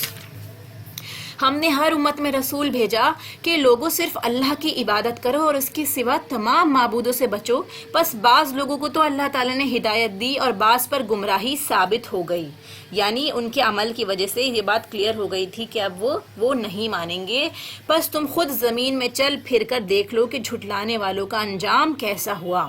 گو آپ ان کی ہدایت کے خواہش مند رہیں، لیکن اللہ تعالیٰ اسے ہدایت نہیں دیتا جسے گمراہ کر دے، اور نہ کوئی ان کا مددگار ہوتا ہے. اللہ تعالیٰ کیا فرما رہے ہیں کہ اے پیغمبر، تیری خواہش یقیناً یہی ہے کہ سب لوگ ہی راہ راست پر آ جائیں، لیکن اللہ کا جو قانون ہے اس کے بیسس پہ اللہ تعالیٰ کسی کو ہدایت پر زبردستی نہیں چلاتا. بس ان کا مددگار ہوتا ہے کہ وہ چلنا چاہتے ہیں تو ان کی ہیلپ ہوتی ہے. اسی طرح ان کو گائیڈ کے لیے رسول بھیجے جاتے ہیں، لیکن زبردستی نہیں چلایا جاتا. وہ لوگ بڑی سخت قسمیں کھا کر کہتے ہیں کہ مردوں کو اللہ تعالیٰ زندہ نہیں کرے گا، کیونکہ مٹی میں مل جانے کے بعد دوبارہ اٹھنا انہیں مشکل نظر آتا تھا. ان کے لیے یہ سارا کانسیپٹ جو تھا وہ بالکل امپاسبل تھا. اللہ تعالیٰ کیا فرما رہا ہے؟ اللہ تعالیٰ فرما رہے ہیں کہ کیوں نہیں، کیوں ایسا نہیں ہو سکتا؟ ضرور اللہ تعالیٰ زندہ کرے گا، یہ تو اس کا برحق لازمی وعدہ ہے، لیکن اکثر لوگ جانتے ہی نہیں ہیں. اس لیے بھی کہ یہ لوگ جس چیز میں اختلاف کرتے تھے اسے اللہ تعالیٰ صاف بیان کر دے، اور اس لیے بھی کہ خود کافر اپنا جھوٹا ہونا جان لیں. دوبارہ اٹھایا جائے گا تاکہ یہ سارے حقائق ان کے سامنے کھول کے رکھ دیے جائیں. ہم جب کسی چیز کا ارادہ کرتے ہیں تو صرف ہمارا یہ کہہ دینا ہوتا ہے کہ ہو جا، بس وہ ہو جاتی ہے. ٹھیک ہے، جب اللہ کا حکم ہوتا ہے اللہ تعالیٰ کہہ دیتا ہے ہو جا، اللہ تعالیٰ فرما دیتا ہے ہو جا، اور پلک جھپکتے ہی سارے کام ہو جاتے ہیں. جن لوگوں نے ظلم برداشت کرنے کے بعد اللہ کی راہ میں ترک وطن کیا، یعنی ہجرت کی، اللہ کے دین کی خاطر اپنا وطن، اپنے رشتہ دار، اپنے دوست، اپنا علاقہ، اپنی جاب سب کچھ چھوڑ دی، صرف اس وجہ سے کہ اللہ کے دین پر وہ چل سکیں. ان کو کیا کہا جاتا ہے؟ مہاجر. تو ان لوگوں کا ذکر ہے یہاں پہ. ہم انہیں بہتر سے بہتر ٹھکانہ دنیا میں عطا فرمائیں گے، انہیں اچھا رزق ملے گا، ان کو بہتر جگہ ملے گی، اور آخرت کا ثواب تو بہت ہی بڑا ہے. کاش کے لوگ اس سے واقف ہوتے. تو اللہ تعالیٰ کے لیے اگر کوئی سٹیپ اٹھانا پڑے اللہ کے دین کے لیے تو بالکل نہ سوچے کہ دنیا تنگ ہو جائے گی، ہم کہاں جائیں گے، ہمارا کیا ہوگا. اللہ تعالیٰ آپ کے لیے راستہ خود ہی نکال دے گا. وہ جنہوں نے دامن صبر نہ چھوڑا. کون سے لوگ ہیں؟ وہ جو صبر کرتے رہتے ہیں کنٹینیوسلی اور اپنے پالنے والے پر ہی بھروسہ رکھتے ہیں کہ ایک دن یہ مشکلیں ختم ہوگی اور اللہ تعالیٰ انہیں نجات دے گا. آپ سے پہلے بھی ہم مردوں کو ہی بھیجتے رہے، یعنی جتنے رسول آئے وہ سب رجال تھے، ٹھیک ہے، جن کی جانب وحی اتارا کرتے تھے. پس اگر تم نہیں جانتے تو اہل علم سے دریافت کر لو. اہل علم یہاں پہ اہل کتاب بھی ہیں جو کہ پچھلے انبیاء سے، اور ان کے پاس ہسٹری پوری موجود تھی کتابوں میں کہ جتنے رسول آئے اللہ تعالیٰ نے وہ سارے کے سارے بشر بھیجے، انسان بھیجے پلس مرد بھیجے. ٹھیک ہے، اگر شک ہے تو آپ ان سے پوچھ ہی لیجئے. اگر وہ فرشتے تھے تو پھر بے شک آپ انکار کر دیجئے. اگر اس میں لکھا ہے نا کہ وہ فرشتے تھے اور رسول اللہ تو انسان ہے تو آپ انکار کر دیجئے گا. لیکن رسول اللہ صلی اللہ علیہ وسلم انسان ہیں اور پچھلے تمام نبی انسان ہی تھے.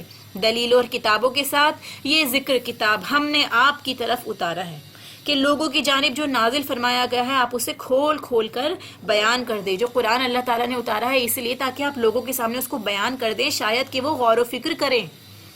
بدترین داو پیچ کرنے والے کیا اس بات سے بے خوف ہو گئے کہ اللہ تعالیٰ انہیں زمین میں دھسا دے یا ان کے پاس ایسی جگہ سے عذاب آ جائے جہاں کا انہیں وہم و گمان بھی نہیں، یا انہیں چلتے پھرتے پکڑ لے.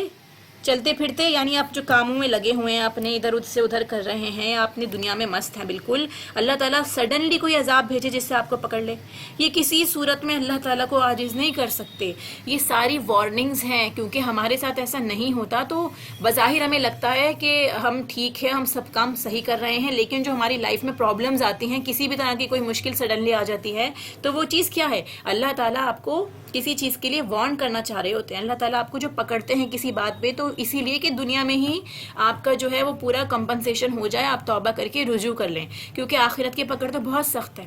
تو اس طرح سے ان چیزوں کو نشانی سمجھیے اور یہ یاد رکھیے کہ کہیں نہ کہیں کوئی ایسا غلط کام ہم سے ہو رہا ہے تو اس کے لیے ہمیں توبہ کرنی چاہیے، یا انہیں ذرا دھمکا کر پکڑ لے. بس یقیناً تمہارا پروردگار اعلیٰ شفقت اور انتہائی رحم والا ہے. وہ فوراً نہیں پکڑتا، وہ چاہے تو پکڑ لے لیکن وہ انسان کو توبہ کی توفیق بھی دیتا ہے. کیا انہوں نے اللہ کی مخلوق میں سے کسی کو بھی نہیں دیکھا کہ اس کے دائیں بائیں جھک جھک کر اللہ تعالیٰ کے سامنے بسجود ہوتے ہیں؟ سائے کے بارے میں بات ہو رہی ہے کہ جو انسان کا سایہ، جو مخلوق کا سایہ ہے وہ لیفٹ اور رائٹ ہے. جیسے جیسے سن جو ہے رائز کرتا ہے، سیٹ کرتا ہے، اس کے حساب سے ہمارا سایہ لیفٹ اور رائٹ میں جھکا ہوتا ہے. تو یہاں اللہ تعالیٰ نے اسے کیا بتایا کہ وہ اللہ کو سجدہ کر رہا ہوتا ہے. آپ کا سایہ بھی، ہر چیز کا سایہ اللہ کو سجدہ کر رہا ہے اور عاجزی کا اظہار کر رہا ہوتا ہے.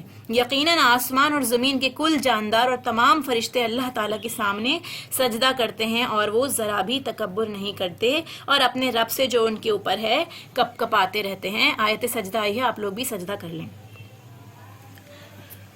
اور جو حکم مل جائے اس کی تعمیل کرتے ہیں، یعنی جو حکم ان کو ملتا ہے اللہ تعالیٰ کی طرف سے اس کو مانتے ہیں، پورا کرتے ہیں. فرشتوں کا ذکر ہے اور اس کے ساتھ میں کیا اللہ تعالیٰ ارشاد فرما چکا ہے کہ دو معبود نہ بناؤ. معبود تو صرف اللہ تعالیٰ ہے، بس تم سب صرف میرا ہی ڈر اور خوف رکھو. آسمانوں اور زمین میں جو کچھ ہے سب اسی کا ہے، اسی کی عبادت لازم ہے. کیا پھر تم اس کے سوا اوروں سے ڈرتے ہو؟ تمہارے پاس جتنی بھی نعمتیں ہیں سب اسی کی دی ہوئی ہیں. جتنی بھی نعمتیں اللہ تعالیٰ نے ہمیں دے رکھی ہیں وہ سب اللہ کے پاس سے ہیں. اب بھی جب تمہیں کوئی مصیبت پیش آ جائے تو اسی کی طرف نالہ و فریاد کرتے ہو. جہاں اس نے وہ مصیبت تم سے دفع کر دی، تم میں سے کچھ لوگ اپنے رب کے ساتھ شرک کرنے لگ جاتے ہیں کہ مجھے فلاں بندے نے نجات دی، مجھے اس نے بچا لیا، مجھے انہوں نے بچا لیا. اور اس کے تو یہ کیا ہے؟ اللہ تعالیٰ کا شکر ادا کرے سب سے پہلے کہ اللہ نے ذریعہ بنایا ہے. انسان کا فوکس، اس کی باتوں کا، اس کے خیالات کا، ہر چیز سب سے پہلے اللہ ہونا چاہیے، اللہ تعالیٰ کی ذات ہونی چاہیے، اس کے بعد وہ انسانوں تک جائے. تو اللہ تعالیٰ ہمارا مائنڈ پریپیئر کر رہا ہے، ہمارا عقیدہ اسٹرانگ کر رہا ہے. ہماری دی ہوئی نعمتوں کی وہ ناشکری کرتے ہیں. اچھا کچھ فائدہ اٹھا لو، آخر کار تمہیں معلوم ہو ہی جائے گا. اور جسے جانتے بوجھتے بھی انہی کا اور جسے جانتے بوجھتے بھی نہیں ہیں اس کا حصہ ہماری دی ہوئی روزی میں سے مقرر کر لیتے ہیں. اور واللہ تمہارے اس بہتان کا سوال تم سے ضرور ہی کیا جائے گا. جو آپ بہتان اللہ تعالیٰ پہ لگا رہے ہیں، جو کہ پتھر کی مورتیاں، جنات، شیاطین، جن کو حقیقت کا علم ہے ہی نہیں، جس طرح قبر کے مدفون لوگ ہیں وہ کچھ نہیں جانتے، وہ اللہ کے پسندیدہ افراد ہوں یا کوئی اور ہوں، ان باتوں کو کوئی نہیں جانتا. لیکن ظالم لوگ کیا کرتے ہیں، ان کی حقیقت سے ناآشنا ہونے کے باوجود بھی انہیں اللہ کا شریک ٹھہرا کے رکھتے ہیں اور انہی کے آگے اپنے مال کی نظر و نیاز دیتے ہیں، قربانیاں کرتے ہیں، انہی سے دعائیں کرتے ہیں. تو یہ ساری چیزیں ناپسندیدہ ہیں. وہ اللہ سبحانہ و تعالیٰ کے لیے لڑکیاں مقرر کرتے ہیں اور اپنے لیے جو اپنے خواہش کے مطابق ہو. یعنی عرب کے قبیلے میں کیا ہوتا تھا، فرشتوں کی عبادت کی جاتی تھی اور وہ کہتے تھے کہ یہ اللہ کی بیٹیاں ہیں.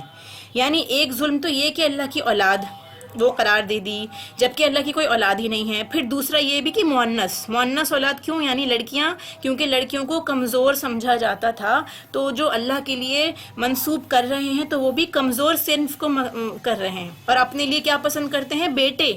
اپنے لیے بیٹے پسند کرتے ہیں، خواہش رکھتے ہیں کہ ان کے بیٹے ہوں، بیٹی نہ ہوں. تو یہ ایک طرح سے بہت ہی بڑا دوہرا ظلم اللہ تعالیٰ کی ذات پہ انہوں نے کیا. ان میں سے جب کسی کی لڑکی ہونے کی خوشخبری اس کو دی جاتی ہے تو اس کا چہرہ سیاہ ہو جاتا ہے. اللہ تعالیٰ نے ان کی پوری جو کرتوتیں ہیں وہ کھول کے رکھ دیں کہ دیکھو ان کی خواہش یہ ہوتی ہے اور اللہ تعالیٰ کے ایسے منسوب کرتے ہیں. اور جب خود ان کی لڑکی ہوتی ہے تو ان کے چہرے ایک دم سیاہ پڑ جاتے ہیں غم کے مارے، دل ہی دل میں وہ گھٹنے لگتے ہیں. اس بری خبر کی وجہ سے لوگوں سے چھپے چھپے پھرتے ہیں، سوچتے ہیں کہ کیا اس کو ذلت کے ساتھ لیے ہوئے ہی رہیں یا اسے مٹی میں دبا دیں. کیا ہی برا فیصلہ وہ کرتے ہیں، کتنا برا فیصلہ کرتے ہیں وہ کہ اپنی لڑکی کو زندہ دبانے کا، کہ وہ ہمارے لیے ایک طرح سے شرمندگی کا سبب بنے گی. آخرت پر ایمان نہ رکھنے والوں کی یہ بہت ہی بری مثال ہے. ان لوگوں کو کہا گیا ہے کہ یہ لوگ آخرت پہ ایمان نہیں رکھتے. جو بھی لڑکی کے ہونے کو برا سمجھتے ہیں، اسے بوجھ سمجھتے ہیں، ایک طرح سے یہ ہے کہ جیسے انہیں ایمان ہی نہیں ہے آخرت پہ. اللہ ہی کے لیے تو ہے بلند اور بالا صفات. جو بھی بلند صفات ہیں اللہ تعالیٰ کی ہیں وہ بڑا ہی غالب اور با حکمت ہے. اگر لوگوں کے گناہ پر اللہ تعالیٰ ان کی گرفت کرتا تو زمین پر ایک بھی جاندار باقی نہ رہتا. یعنی اللہ تعالیٰ کی حکمت ہے کہ جو انسان صبح شام ہر وقت گناہوں میں لگا ہوا ہے، جیسے بھی جتنے بھی گناہ پیچھے بھی منشن ہے، چاہے وہ شرک ہو، چاہے وہ اولاد کا قتل ہو یا پھر کوئی بھی ایسا گناہ، تو اگر اللہ تعالیٰ پکڑ لے فوراً انسانوں کو تو کوئی ایک انسان بھی دنیا میں باقی نہ رہے. یعنی یہ بتایا جا رہا ہے کہ تمام انسانیت گناہ کر رہی ہے، لیکن وہ انہیں ایک وقت مقرر تک ڈھیل دیتا رہتا ہے. جب ان کا وقت آ جاتا ہے تو وہ ایک گھڑی بھی نہ پیچھے رہ سکتے ہیں اور نہ ہی آگے بڑھ سکتے ہیں. جب ٹائم پورا ہوتا ہے تو اس کے بعد نہ ایک گھڑی پیچھے نہ آگے. اور وہ اپنے لیے جو ناپسند رکھتے ہیں اللہ کے لیے ثابت کرتے ہیں، جیسے بیٹیاں. اور ان کی زبانیں جھوٹی باتیں بیان کرتی ہیں کہ ان کے لیے خوبی ہے. دوسری خرابی کیا رہتی ہے کہ وہ اللہ کے ساتھ ناانصافی کرتے ہیں. ان کی زبانیں یہ جھوٹ بولتی ہیں کہ ان کا انجام اچھا ہوگا، ان کے لیے بھلائیاں ہوں گی، انہیں دنیا میں بھی اچھا ملے گا اور آخرت میں بھی اچھا ملے گا. یہ ان کا خود کا ماننا تھا. نہیں، دراصل ان کے لیے آگ ہے اور یہ دوزخیوں کے پیش رو ہیں. یعنی یہ جہنم میں جانے والے سب سے پہلے لوگ ہوں گے. واللہ ہم نے تجھ سے پہلے کی امتوں کی طرف بھی اپنے رسول بھیجے، لیکن شیطان نے ان کے اعمال بد ان کی نگاہوں میں آراستہ کر دیے. وہ شیطان آج بھی ان کا رفیق بنا ہوا ہے. آج بھی شیطان ان کا دوست ہے. جو لوگ غلط کام کر رہے ہیں ان کے لیے دردناک عذاب ہے. اس کتاب کو ہم نے آپ پر اس لیے اتارا ہے تاکہ آپ ان کے لیے ہر اس چیز کو واضح کر دیں، کلیئر کر دیں لوگوں کے لیے جس میں وہ اختلاف کر رہے ہیں. جو بھی ڈاؤٹس ہیں، ان کے عقیدے کی خرابیاں ہیں یا ان کے الگ الگ گروپس بنے ہوئے ہیں، مسلک بنے ہوئے ہیں، آپ ان اختلافات کو کلیئر کر دیں. اور یہ ایمانداروں کے لیے رہنمائی اور رحمت ہے. جو ایمان والے ہیں ان کے لیے رحمت ہوتی ہے. اور اللہ آسمان سے پانی برسا کر اس میں سے زمین کو اسی کی موت کے بعد زندہ کر دیتا ہے. یقیناً اس میں ان لوگوں کے لیے نشانی ہے جو سنیں. تمہارے لیے تو چوپایوں میں بھی بڑی عبرت ہے. پھر سے چوپایوں کا ذکر اللہ تعالیٰ کر رہے ہیں کہ ہم تمہیں اس کے پیٹ میں جو کچھ ہے اسی میں سے گوبر اور خون کے درمیان سے خالص دودھ پلاتے ہیں. اس نشانی کی طرف آپ غور کریے کہ جو جانور ہوتے ہیں ان کا ایک طرف سے گوبر نکلنا، پھر ایک طرف سے ان کا خون نکلنا، اور پھر اس کے بعد بیچ میں سے ہی تازہ صاف ستھرا بالکل وائٹ دودھ نکلنا جو پینے والوں کے لیے اچھا ہوتا ہے. تو یہ اللہ کی نشانی ہے کہ کس طرح اللہ تعالیٰ اسی پیٹ میں سے یہ تینوں نالیوں کو، تینوں کنالز کو الگ الگ کیے ہوئے ہے کہ کوئی بھی چیز ایک میں مکس ہو جائے تو دودھ کا پینا انسان کے لیے محال ہو جائے گا، انسان کو وہ مل ہی نہیں سکتا۔ اور ساتھ میں پھر دوسری مثال، کھجور اور انگور کے درختوں کے پھلوں سے تم شراب بنا لیتے ہو، عمدہ روزی بھی ہے تمہارے لیے۔ کون سے؟ کھجور اگر آپ ایسے ہی کھائیں، انگور کھائیں تو وہ آپ کے لیے پھل کا کام بھی کرتے ہیں، اور اس وقت وہ لوگ جب اس وقت شراب حلال تھی تو اس کا ذکر ہے کہ اس سے آپ شراب بھی نکالتے ہو، یعنی اپنے فائدے کی چیزیں نکالتے رہتے ہو۔ جو لوگ عقل رکھتے ہیں ان کے لیے تو اس میں بڑی نشانی ہے۔ آپ کے رب نے شہد کی مکھی کے دل میں یہ بات ڈال دی کہ پہاڑوں میں درختوں اور لوگوں کی بنائی ہوئی اونچی اونچی جگہوں میں اپنا گھر بنائیں۔ اب یہاں پہ جیسے اس صورت کا نام ہے نا النحل، شہد، تو یہاں پہ اب شہد کی مکھی کا ذکر ہے کہ اللہ نے اس کو وحی کی۔ یہاں پہ جو آیا نا اوہا، تو وحی کرنا یعنی اس کے دل میں یہ بات ڈالنا کہ وہ جا کے اوپر پہاڑوں میں جائے، وہاں سے فلاورز میں سے نیکٹر لے، اور اس کے بعد جا کے اب چھتا بنائے اور وہاں سے شہد اس میں جمع کرے۔ یہ سب اللہ نے ہی اسے سکھایا ہے۔ ہر طرح کے میوے کھا اور اپنے رب کی آسان راہوں میں چلتی پھرتی رہ، اور ان کے پیٹ سے رنگ برنگ کا مشروب نکلتا ہے۔ شہد کی مکھیاں جو ہوتی ہیں وہ ان کے پیٹ میں وہ لے کے جاتی ہیں شہد کو، وہاں جا کے اسے نگل دیتی ہیں، وہی ایکچولی ان کے پیٹ میں جو پروسیس ہوتا ہے اللہ کے حکم سے، اسی کے بعد وہ شہد بن کر سامنے آتا ہے، جس کے رنگ مختلف ہیں کیونکہ ڈفرینٹ ٹائپ بھی ہوتا ہے، کبھی کوئی زیادہ ریڈ ہوتا ہے، کوئی وائٹ بھی ہوتا ہے، الگ الگ رنگ کے ہوتے ہیں۔ جس قسم کے پھول ہوتے ہیں اسی قسم کے اس ٹیسٹ اور کلر ہوتا ہے ان کا، اور جس میں لوگوں کے لیے شفا ہے۔ شفا ہے شہد میں، جیسے یہاں پہ بتایا ہے کہ شہد میں شفا ہوتی ہے بعض بیماریوں کے لیے۔ غور و فکر کرنے والوں کے لیے اس میں بہت بڑی نشانی ہے، جو غور و فکر کرتے ہیں اس میں ان کے لیے نشانی ہے شہد کے شفا ہونے میں بھی۔ اللہ تعالیٰ نے ہی تم سب کو پیدا کیا ہے، وہی پھر تمہیں فوت کرے گا۔ تم میں ایسے بھی ہیں جو بدترین عمر کی طرف لوٹائے جاتے ہیں کہ بہت کچھ جاننے بوجھنے کے بعد بھی نہ جانے، بے شک اللہ دانا اور توانا ہے۔ بدترین عمر کون سی ہو گئی؟ یہ والی عمر کہلاتی ہے جس میں انسان اتنا کمزور ہو جاتا ہے کہ اس کی عقل بھی اس کے قابو میں نہیں رہتی، اسے یاد نہیں رہتا، وہ بالکل بچپنے کی طرف چلا جاتا ہے۔ یہی ارذل العمر کہلاتی ہے، جو کہ سنت سے ثابت ہے، رسول اللہ صلی اللہ علیہ وسلم نے اس سے پناہ مانگی ہے، یعنی سنت سے ثابت ہے، دعا ہے کہ آپ کو اس سے پناہ مانگنی چاہیے اس عمر سے، کہ انسان دوسروں کا محتاج ہو جائے، اسے کچھ بھی پتہ نہ ہو کہ وہ کیا کر رہا ہے، اس کی عقل بھی معوف ہو جائے۔ اللہ تعالیٰ ہی نے تم میں سے ایک دوسرے پر روزی میں زیادتی دے رکھی ہے، یعنی کچھ لوگوں کو جو زیادہ دیا ہے وہ اللہ نے ہی دیا ہے، بس جنہیں زیادتی دی گئی ہے وہ اپنی روزی اپنے ماتحت غلاموں کو نہیں دیتے کہ وہ اور یہ آپس میں برابر ہو جائیں۔ تو کیا یہ لوگ اللہ کی نعمتوں کے منکر ہو رہے ہیں؟ یعنی اگر وہ غلاموں کو دے دیں گے تو ان کو لگے گا کہ یہ بھی ہمارے برابر ہو کے بیٹھ جائیں گے، تو کیا وہ اس بات کا خیال نہیں رکھ رہے کہ جو سوسائٹی کا گیپ ان کے حساب سے ہے تو اللہ تعالیٰ ان نعمتوں کو ان لوگوں کو نہیں دے سکتا کیا؟ وہ آپ کی آزمائش ہے کہ اللہ نے آپ کو اتنی نعمتیں دی ہیں، اب آپ کیا کرتے ہیں؟ کہ آپ فائدہ اٹھاتے ہیں، دوسروں کو فائدہ پہنچاتے ہیں، تکبر کرتے ہیں؟ اللہ تعالیٰ نے تمہارے لیے تم میں سے ہی تمہاری بیویاں پیدا کی، اور تمہاری بیویوں سے تمہارے لیے تمہارے بیٹے اور پوتے پیدا کیے، اور تمہیں اچھی اچھی چیزیں کھانے کو دیں۔ پھر بھی لوگ باطل پر ہی ایمان لائیں گے، یعنی اللہ کو چھوڑ کر دوسروں کو مانیں گے، اللہ تعالیٰ کی نعمتوں کی ناشکری کریں گے، اور وہ اللہ کے سوا ان کی عبادت کرتے ہیں جو آسمانوں اور زمینوں سے انہیں کچھ بھی تو روزی نہیں دے سکتے اور نہ کچھ قدرت رکھتے ہیں۔ بس اللہ تعالیٰ کے لیے مثالیں مت بناؤ، یعنی اللہ تعالیٰ کو کسی مثال سے آپ ایک طرح سے سمجھانے کی کوشش کرتے تو اللہ تعالیٰ کے لیے کوئی مثال نہیں ہے۔ اللہ تعالیٰ نے فرمایا کہ تم اللہ کو اپنے پر قیاس مت کرو، نہ اس قسم کی مثالیں دو، اس لیے کہ وہ تو واحد ہے، اس کی کوئی مثال نہیں۔ ٹھیک ہے، کوئی بھی ایسا نہیں ہے جس کی آپ مثال اللہ تعالیٰ کے لیے دے سکیں۔ اللہ تعالیٰ کی ذات ایسی ہے کہ کسی بھی چیز کی آپ مثال اس سے کمپیئر نہیں کر سکتے۔ اللہ تعالیٰ خوب جانتا ہے اور تم نہیں جانتے۔ اللہ تعالیٰ ایک مثال بیان فرماتا ہے کہ ایک غلام ہے دوسرے کی ملکیت کا جو کسی بات کا اختیار نہیں رکھتا، اور ایک اور شخص ہے جسے ہم نے اپنے پاس سے معقول روزی دے رکھی ہے جس میں سے وہ کھلے چھپے خرچ کرتا ہے۔ کیا یہ سب برابر ہو سکتے ہیں؟ غلام اور آزاد کی مثال ہے کہ پہلا شخص جو ہے وہ غلام ہے، دوسرا آزاد ہے، یہ دونوں برابر نہیں ہو سکتے۔ ٹھیک ہے، تو یہ بھی ہو سکتا ہے کہ ایک کو مومن کی مثال سے آپ سمجھے، دوسرے کو کافر کی مثال سے سمجھے، کہ یہ دونوں برابر نہیں ہو سکتے، اللہ پر ایمان لانے والے اور نا ایمان لانے والے۔ جو غلام ہوا وہ دوسروں کا غلام ہو گیا، اور جو مومن ہے اللہ پہ ایمان لا کے وہ آزاد ہو گیا تمام دنیا سے، دنیا کی نوکری سے، دنیا کی چاکری سے۔ اللہ تعالیٰ ہی کے لیے سب تعریف ہے، بلکہ ان میں سے اکثر نہیں جانتے۔ اللہ تعالیٰ ایک اور مثال بیان فرماتا ہے دو شخصوں کی، جن میں سے ایک تو گونگا ہے، کسی چیز پر اختیار نہیں رکھتا، بلکہ وہ اپنے مالک پر بوجھ ہے، کہیں بھی اسے بھیجے وہ کوئی بھلائی نہیں لاتا۔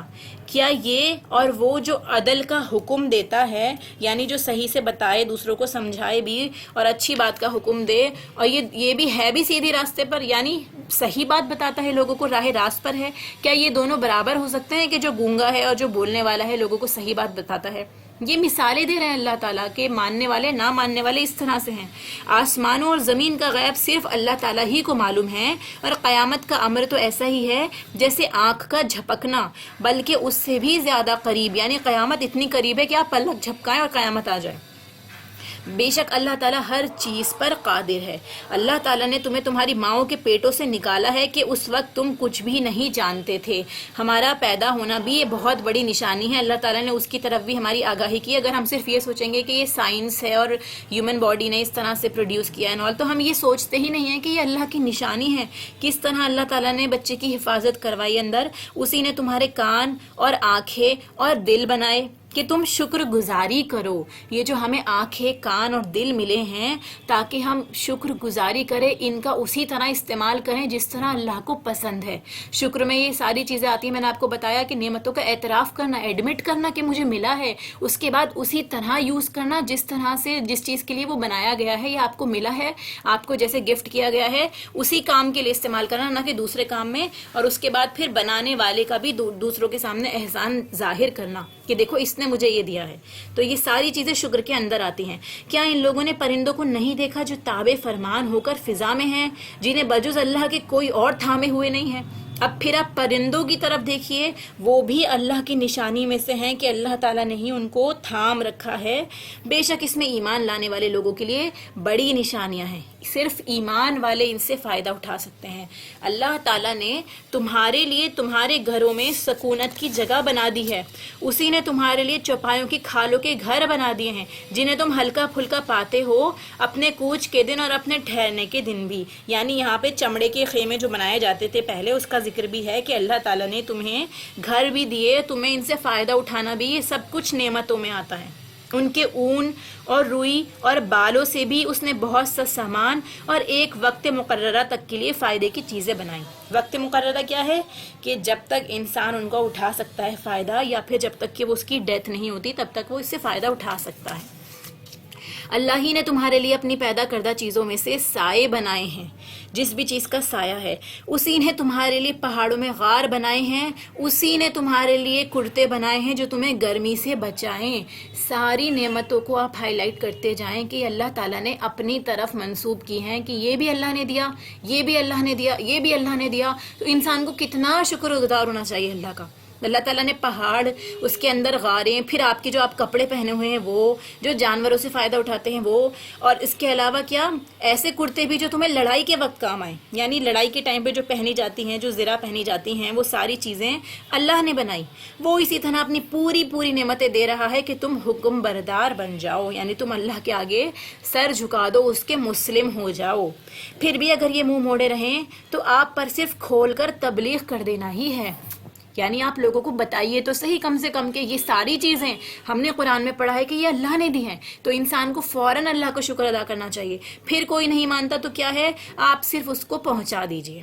یہ اللہ کی نعمتیں جانتے پہچانتے ہوئے بھی ان کے منکر ہو رہے ہیں، یعنی اللہ کی نعمتوں کا اعتراف ہی نہ کرنا، ماننا ہی نہیں، اتنا زیادہ دنیا میں لگ جانا، ڈیزائنرز کی تعریف کرنا یا پھر نیچر کی تعریف کرنا، یہ بھول جانا کہ یہ سب اللہ نے دیا ہے، یہ ایک طرح سے کیا ہے، اس کا منکر ہونا ہی ہے۔ بلکہ ان میں سے اکثر ناشکرے ہیں۔ جس دن ہر امت میں سے گواہ کھڑا کریں گے. گواہ ان کے نبی بھی ہوں گے، رسول اللہ بھی ہوں گے، امت محمدیہ بھی ہوگی. پھر کافروں کو نہ اجازت دی جائے گی اور نہ ان سے توبہ کرنے کو کہا جائے گا، یعنی وہ توبہ کر بھی نہیں سکتے.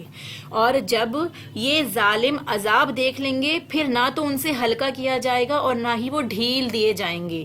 اور جب مشرکین اپنے شریکوں کو دیکھ لیں گے، یہ سب کچھ آپ امیجن کرتے جائیں کہ یہ ساری چیزیں ہو رہی ہیں. اللہ سبحانہ و تعالیٰ ہمیں ان چیزوں کو پہلے سے ہی بتا رہے ہیں کہ یہ سب کچھ ہوگا. شریکوں کو دیکھیں گے تو کہیں گے کہ اے ہمارے پروردگار، یہی ہمارے وہ شریک ہے جنہیں ہم تجھے چھوڑ کر پکارا کرتے تھے. پس وہ انہیں جواب دیں گے کہ تم بالکل ہی جھوٹے ہو. یعنی وہ لوگ اس بات کو ریجیکٹ کر دیں گے کہ نہیں، تو ہم تو نہیں کہتے تھے، تم نے خود ہی ہماری عبادت کری. اس دن وہ سب عاجز ہو کر اللہ کے سامنے اطاعت کا اقرار پیش کریں گے. تو ان چیزوں کو سمجھ لیجئے کہ آج جن لوگوں کی وجہ سے ہم گناہ کر رہے ہیں، جس دنیا کی وجہ سے ہم اللہ کی نافرمانی کر رہے ہیں، کل وہ سب ہم سے منہ پھیر لیں گے اور ہم پہ بلیم ڈال دیں گے الٹا. تو اسی لیے اللہ کے حکم کے سامنے کسی کی فرما برداری نہیں ہے اگر وہ اس کے اینٹی جا رہا ہے، اس کے اگینسٹ جا رہا ہے. اگر اگینسٹ نہیں جا رہا تو کوئی پرابلم کی بات نہیں ہے. اور جو بہتان بازی کیا کرتے تھے وہ سب ان سے گم ہو جائے گی. جنہوں نے کفر کیا اور اللہ کی راہ سے روکا، ہم انہیں عذاب پر عذاب بڑھاتے ہی جائیں گے. جس طرح جنت میں اہل ایمان کے جو الگ الگ لیولز ہوں گے، اسی طرح جہنم میں بھی عذاب جو ہوگا وہ ان کے گناہوں کے اعتبار سے ڈیفرنٹ ہوگا. ٹھیک ہے، تو ان کے عذاب کی شدت دوسروں کے مقابلے میں زیادہ ہوگی، جو خود بھی اللہ کی راہ میں نہیں بڑھتے تھے اور دوسروں کو بھی روکتے تھے. یہ بدلہ ہوگا ان کی فتنہ پردازیوں کا، ان کے فساد کا. جس دن ہم ہر امت میں انہی میں سے ان کے مقابلے پر گواہ کھڑا کریں گے اور تجھے ان سب پر گواہ بنا کر لائیں گے. یعنی رسول اللہ صلی اللہ علیہ وسلم تمام امت پر گواہی دے رہے ہوں گے. اور ہم نے تجھ پر یہ کتاب نازل فرمائی ہے جس میں ہر چیز کا شافی بیان ہے. یعنی یہ جو کتاب ہمارے سامنے موجود ہے یہ سب چیزوں کی گواہی دیتی ہے. اس میں ہر چیز موجود ہے، ماضی کی بھی، پاسٹ، پریزنٹ، فیوچر. اس کے اندر اللہ تعالیٰ نے سب چیزیں جو ہے ہمارے سامنے ظاہر کر دی. ٹھیک ہے، تو انسان یہ ساری معاملات، یہ ساری باتیں کہیں اور سے، کسی اور سورس سے جان ہی نہیں سکتا سوائے اس کتاب کے. پھر اللہ تعالیٰ نے کیا کہا کہ یہ ہدایت بھی ہے، رحمت بھی ہے اور خوشخبری بھی ہے مسلمانوں کے لیے، کیونکہ اس سے وہی فائدہ اٹھا سکتے ہیں جو اللہ پر ایمان لاتے ہیں. اللہ تعالیٰ عدل کا، بھلائی کا اور قرابت داروں کو دینے کا حکم دیتا ہے کہ آپ کیا کریے، انصاف سے کام لیجئے، بھلائی کریے، احسان کریے لوگوں کے ساتھ، اور اپنے قرابت دار، اپنے قریبی رشتہ داروں کو دیجئے جو بھی ان کو چاہیے، جس بھی طرح کی وہ نیڈی ہیں وہ ان کو پرووائڈ کیجئے. بے حیائی کے کاموں سے، غلط حرکتوں سے اور ظلم و زیادتی سے رکیے. یہ آپ کو ان چیزوں سے رکنا ہے اور ان کاموں کو کرنا ہے. وہ خود تمہیں نصیحت کر رہا ہے کہ تم نصیحت حاصل کرو. اللہ تعالیٰ آپ کو خود نصیحت کر رہا ہے تاکہ آپ نصیحت حاصل کریں اور اللہ کے وعدوں کو پورا کرو، جبکہ تم آپس میں قول و قرار کرو اور قسموں کو ان کی پختگی کے بعد مت توڑو، حالانکہ تم اللہ تعالیٰ کو اپنا ضامن ٹھہرا چکے ہو. یعنی اللہ کے نام کے ساتھ جو قسم کھائی جاتی ہے وہ تو آپ کو ہر حال میں پوری کرنی ہی ہے، جس میں آپ اللہ کو گواہ بنا لیں کہ اللہ تعالیٰ گواہ ہے اور میں اللہ کی قسم کھاتی ہوں کہ میں یہ کام کروں گی، اس کو آپ کو ضرور پورا کرنا ہے.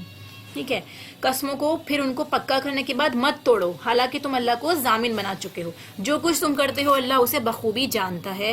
اور اس عورت کی طرح نہ ہو جاؤ جس نے اپنا سوت مضبوط کاٹنے کے بعد ٹکڑے ٹکڑے کر ڈالا. یعنی ایک عورت ہے جو کام میں لگی ہوئی ہے کنٹینیوسلی، اس نے اتنی محنت سے کام کیا، اس کے بعد اس کام کو ضائع کر دیا. اس کی طرح مت ہو جاؤ کہ تم اپنی قسموں کو آپس کے مکر کا باعث ٹھہراؤ، ایک دوسرے کو دھوکہ دینے کے لیے قسمیں کھاؤ، اس لیے کہ ایک گروہ دوسرے گروہ سے بڑا چڑھا ہو جائے. یعنی آپ ایک دوسرے پہ برتری ظاہر کرنے کے لیے، دوسرے کو دبانے کے لیے اس طرح کے جھوٹ اور فریب نہ کریں، غلط کام، غلط طریقہ اختیار نہ کریں.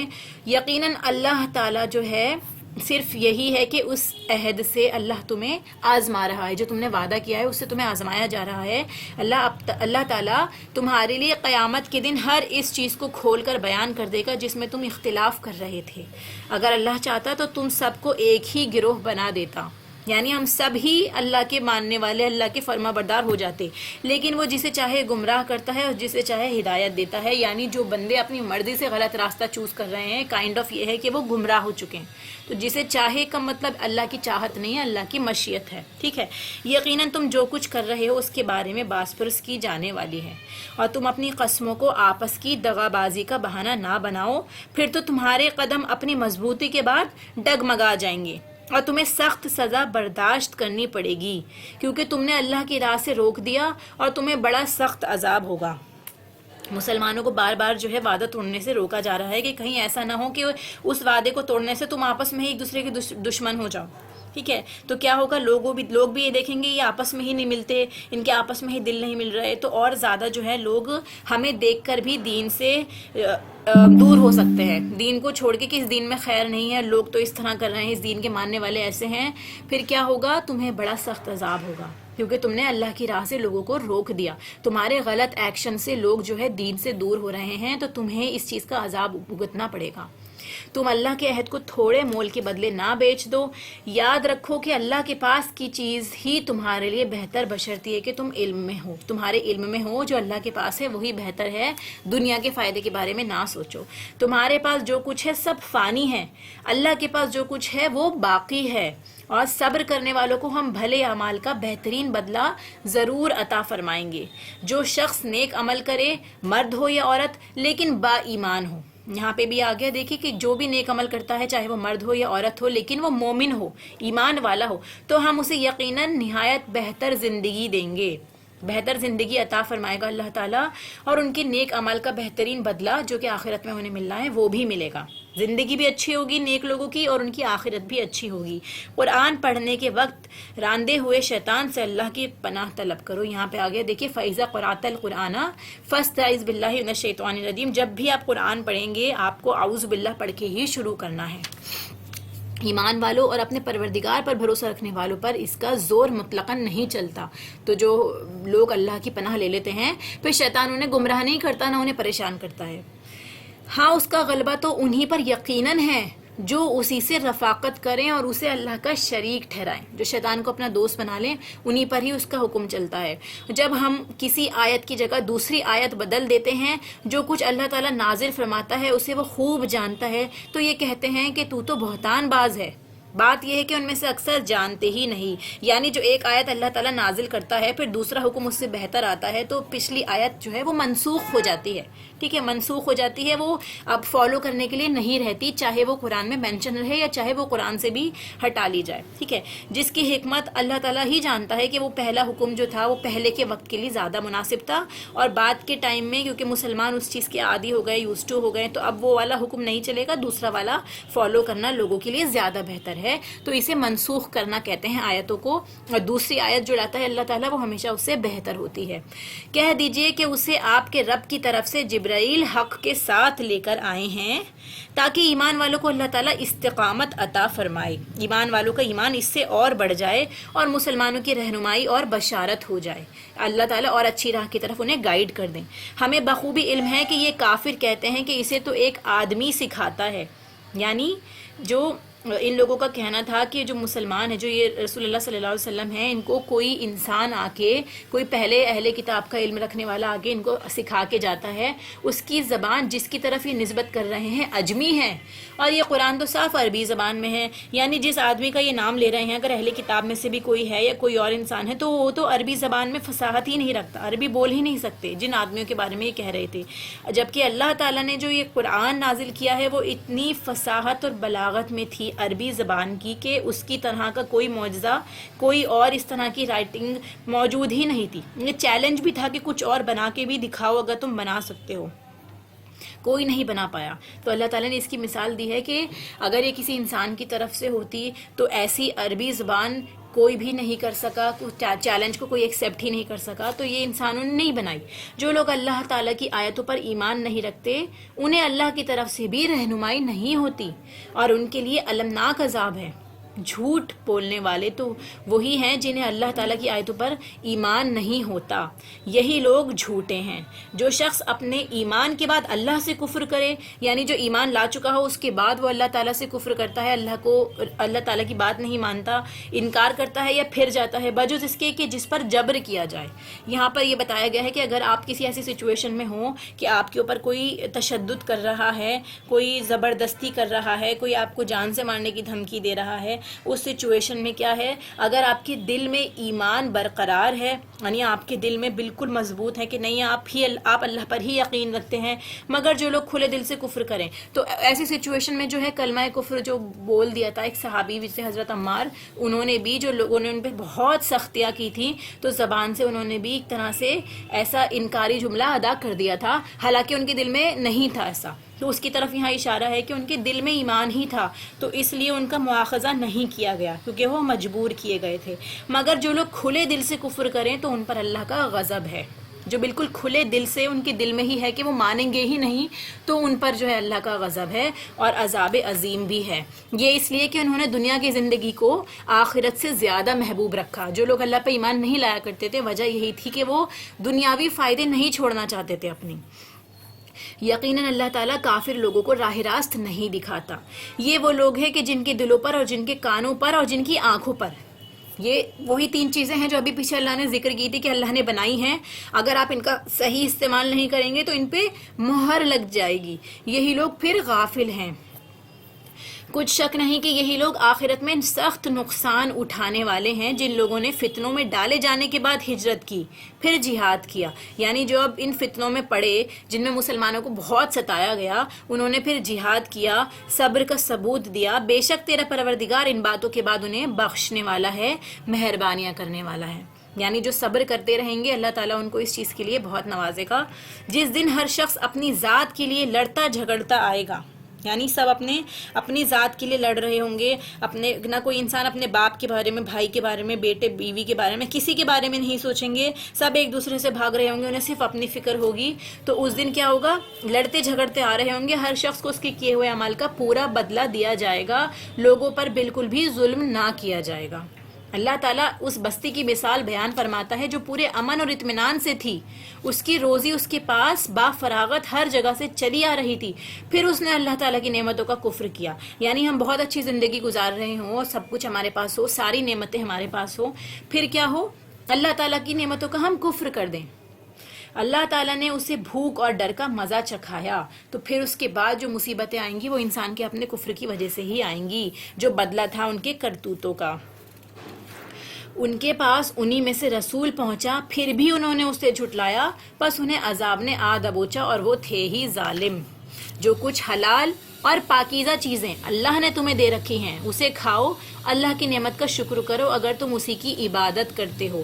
صرف کس چیزوں کو منع کیا گیا ہے، خون کو، ٹھیک ہے، اور مردار کو، اور سور کے گوشت کو، اور جس چیز پر اللہ کے سوا دوسروں کا نام پکارا جائے، بس یہی آپ کو منع ہے۔ پھر اگر کوئی شخص بے بس کر دیا جائے، یعنی آپ مجبور ہو گئے اور آپ کو خواہش نہیں تھی، نہ آپ حد سے گزرنے والے تھے، تو آپ اس میں سے کھا سکتے ہیں اگر آپ کو اپنی موت کا ڈر ہے اور کچھ بھی نہیں مل رہا آس پاس میں حلال چیز۔ کسی چیز کو اپنی زبان سے جھوٹ موٹ نہ کہہ دیا کرو کہ یہ حلال ہے اور یہ حرام، صرف حلال حرام اللہ تعالیٰ ہی بتائیں گے۔ ہم کسی بھی بات کو یہ نہ کہیں کہ نہیں یہ حرام ہے، ایسا مت کرو۔ اپنی مرضی سے کسی بات کو حرام کر کے لوگوں کے سامنے بالکل نہ بیان کریں۔ یہ حرام جو ہے اگر آپ نے بولا تو اللہ پر جھوٹ باندھنا جیسا ہو جائے گا۔ سمجھ لو کہ اللہ پر بہتان بازی کرنے والے کامیابی سے محروم رہتے ہیں۔ پھر کیا ہوگا، ہم فلاح سے دور ہو جائیں گے۔ اگر ہم میں سے ہماری زبان سے بھی کبھی ایسی کوئی بات نکلے تو فوراً توبہ کریں۔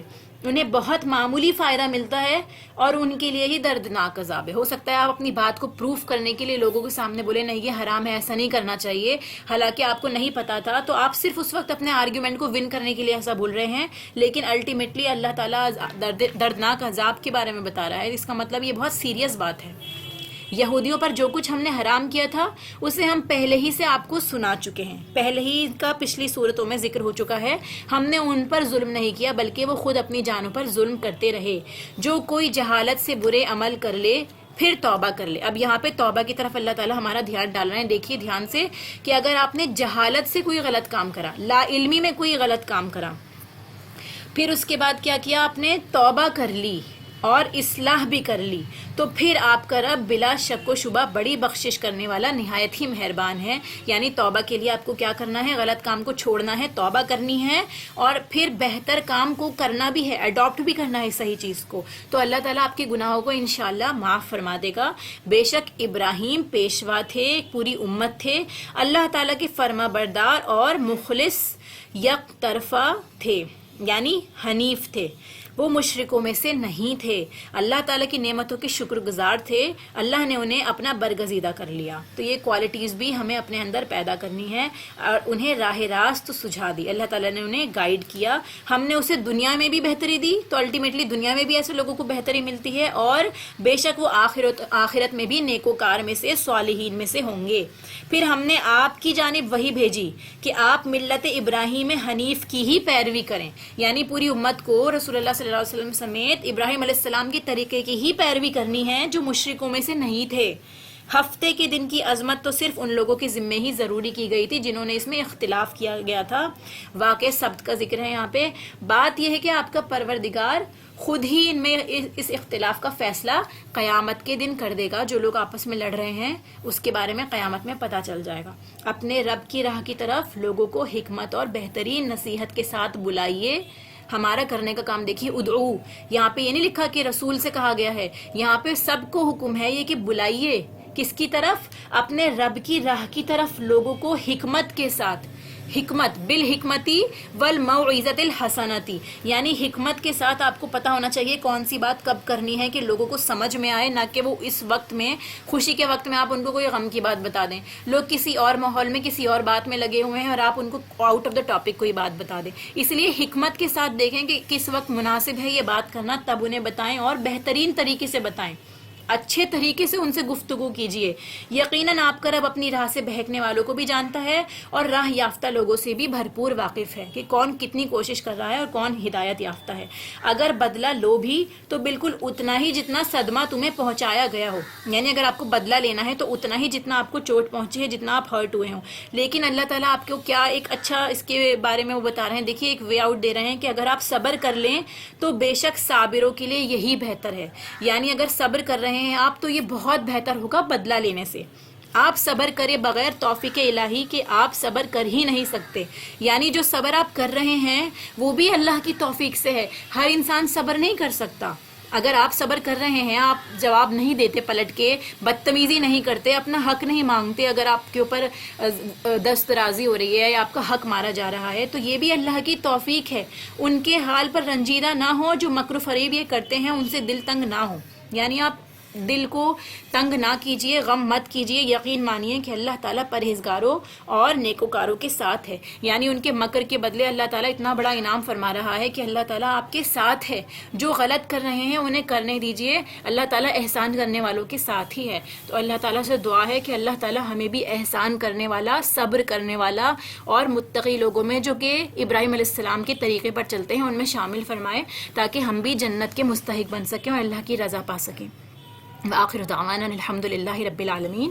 سبحانک اللہم و بحمدک، اشہد ان لا الہ الا انت، استغفرک واتوب الیک. السلام علیکم ورحمۃ اللہ وبرکاتہ.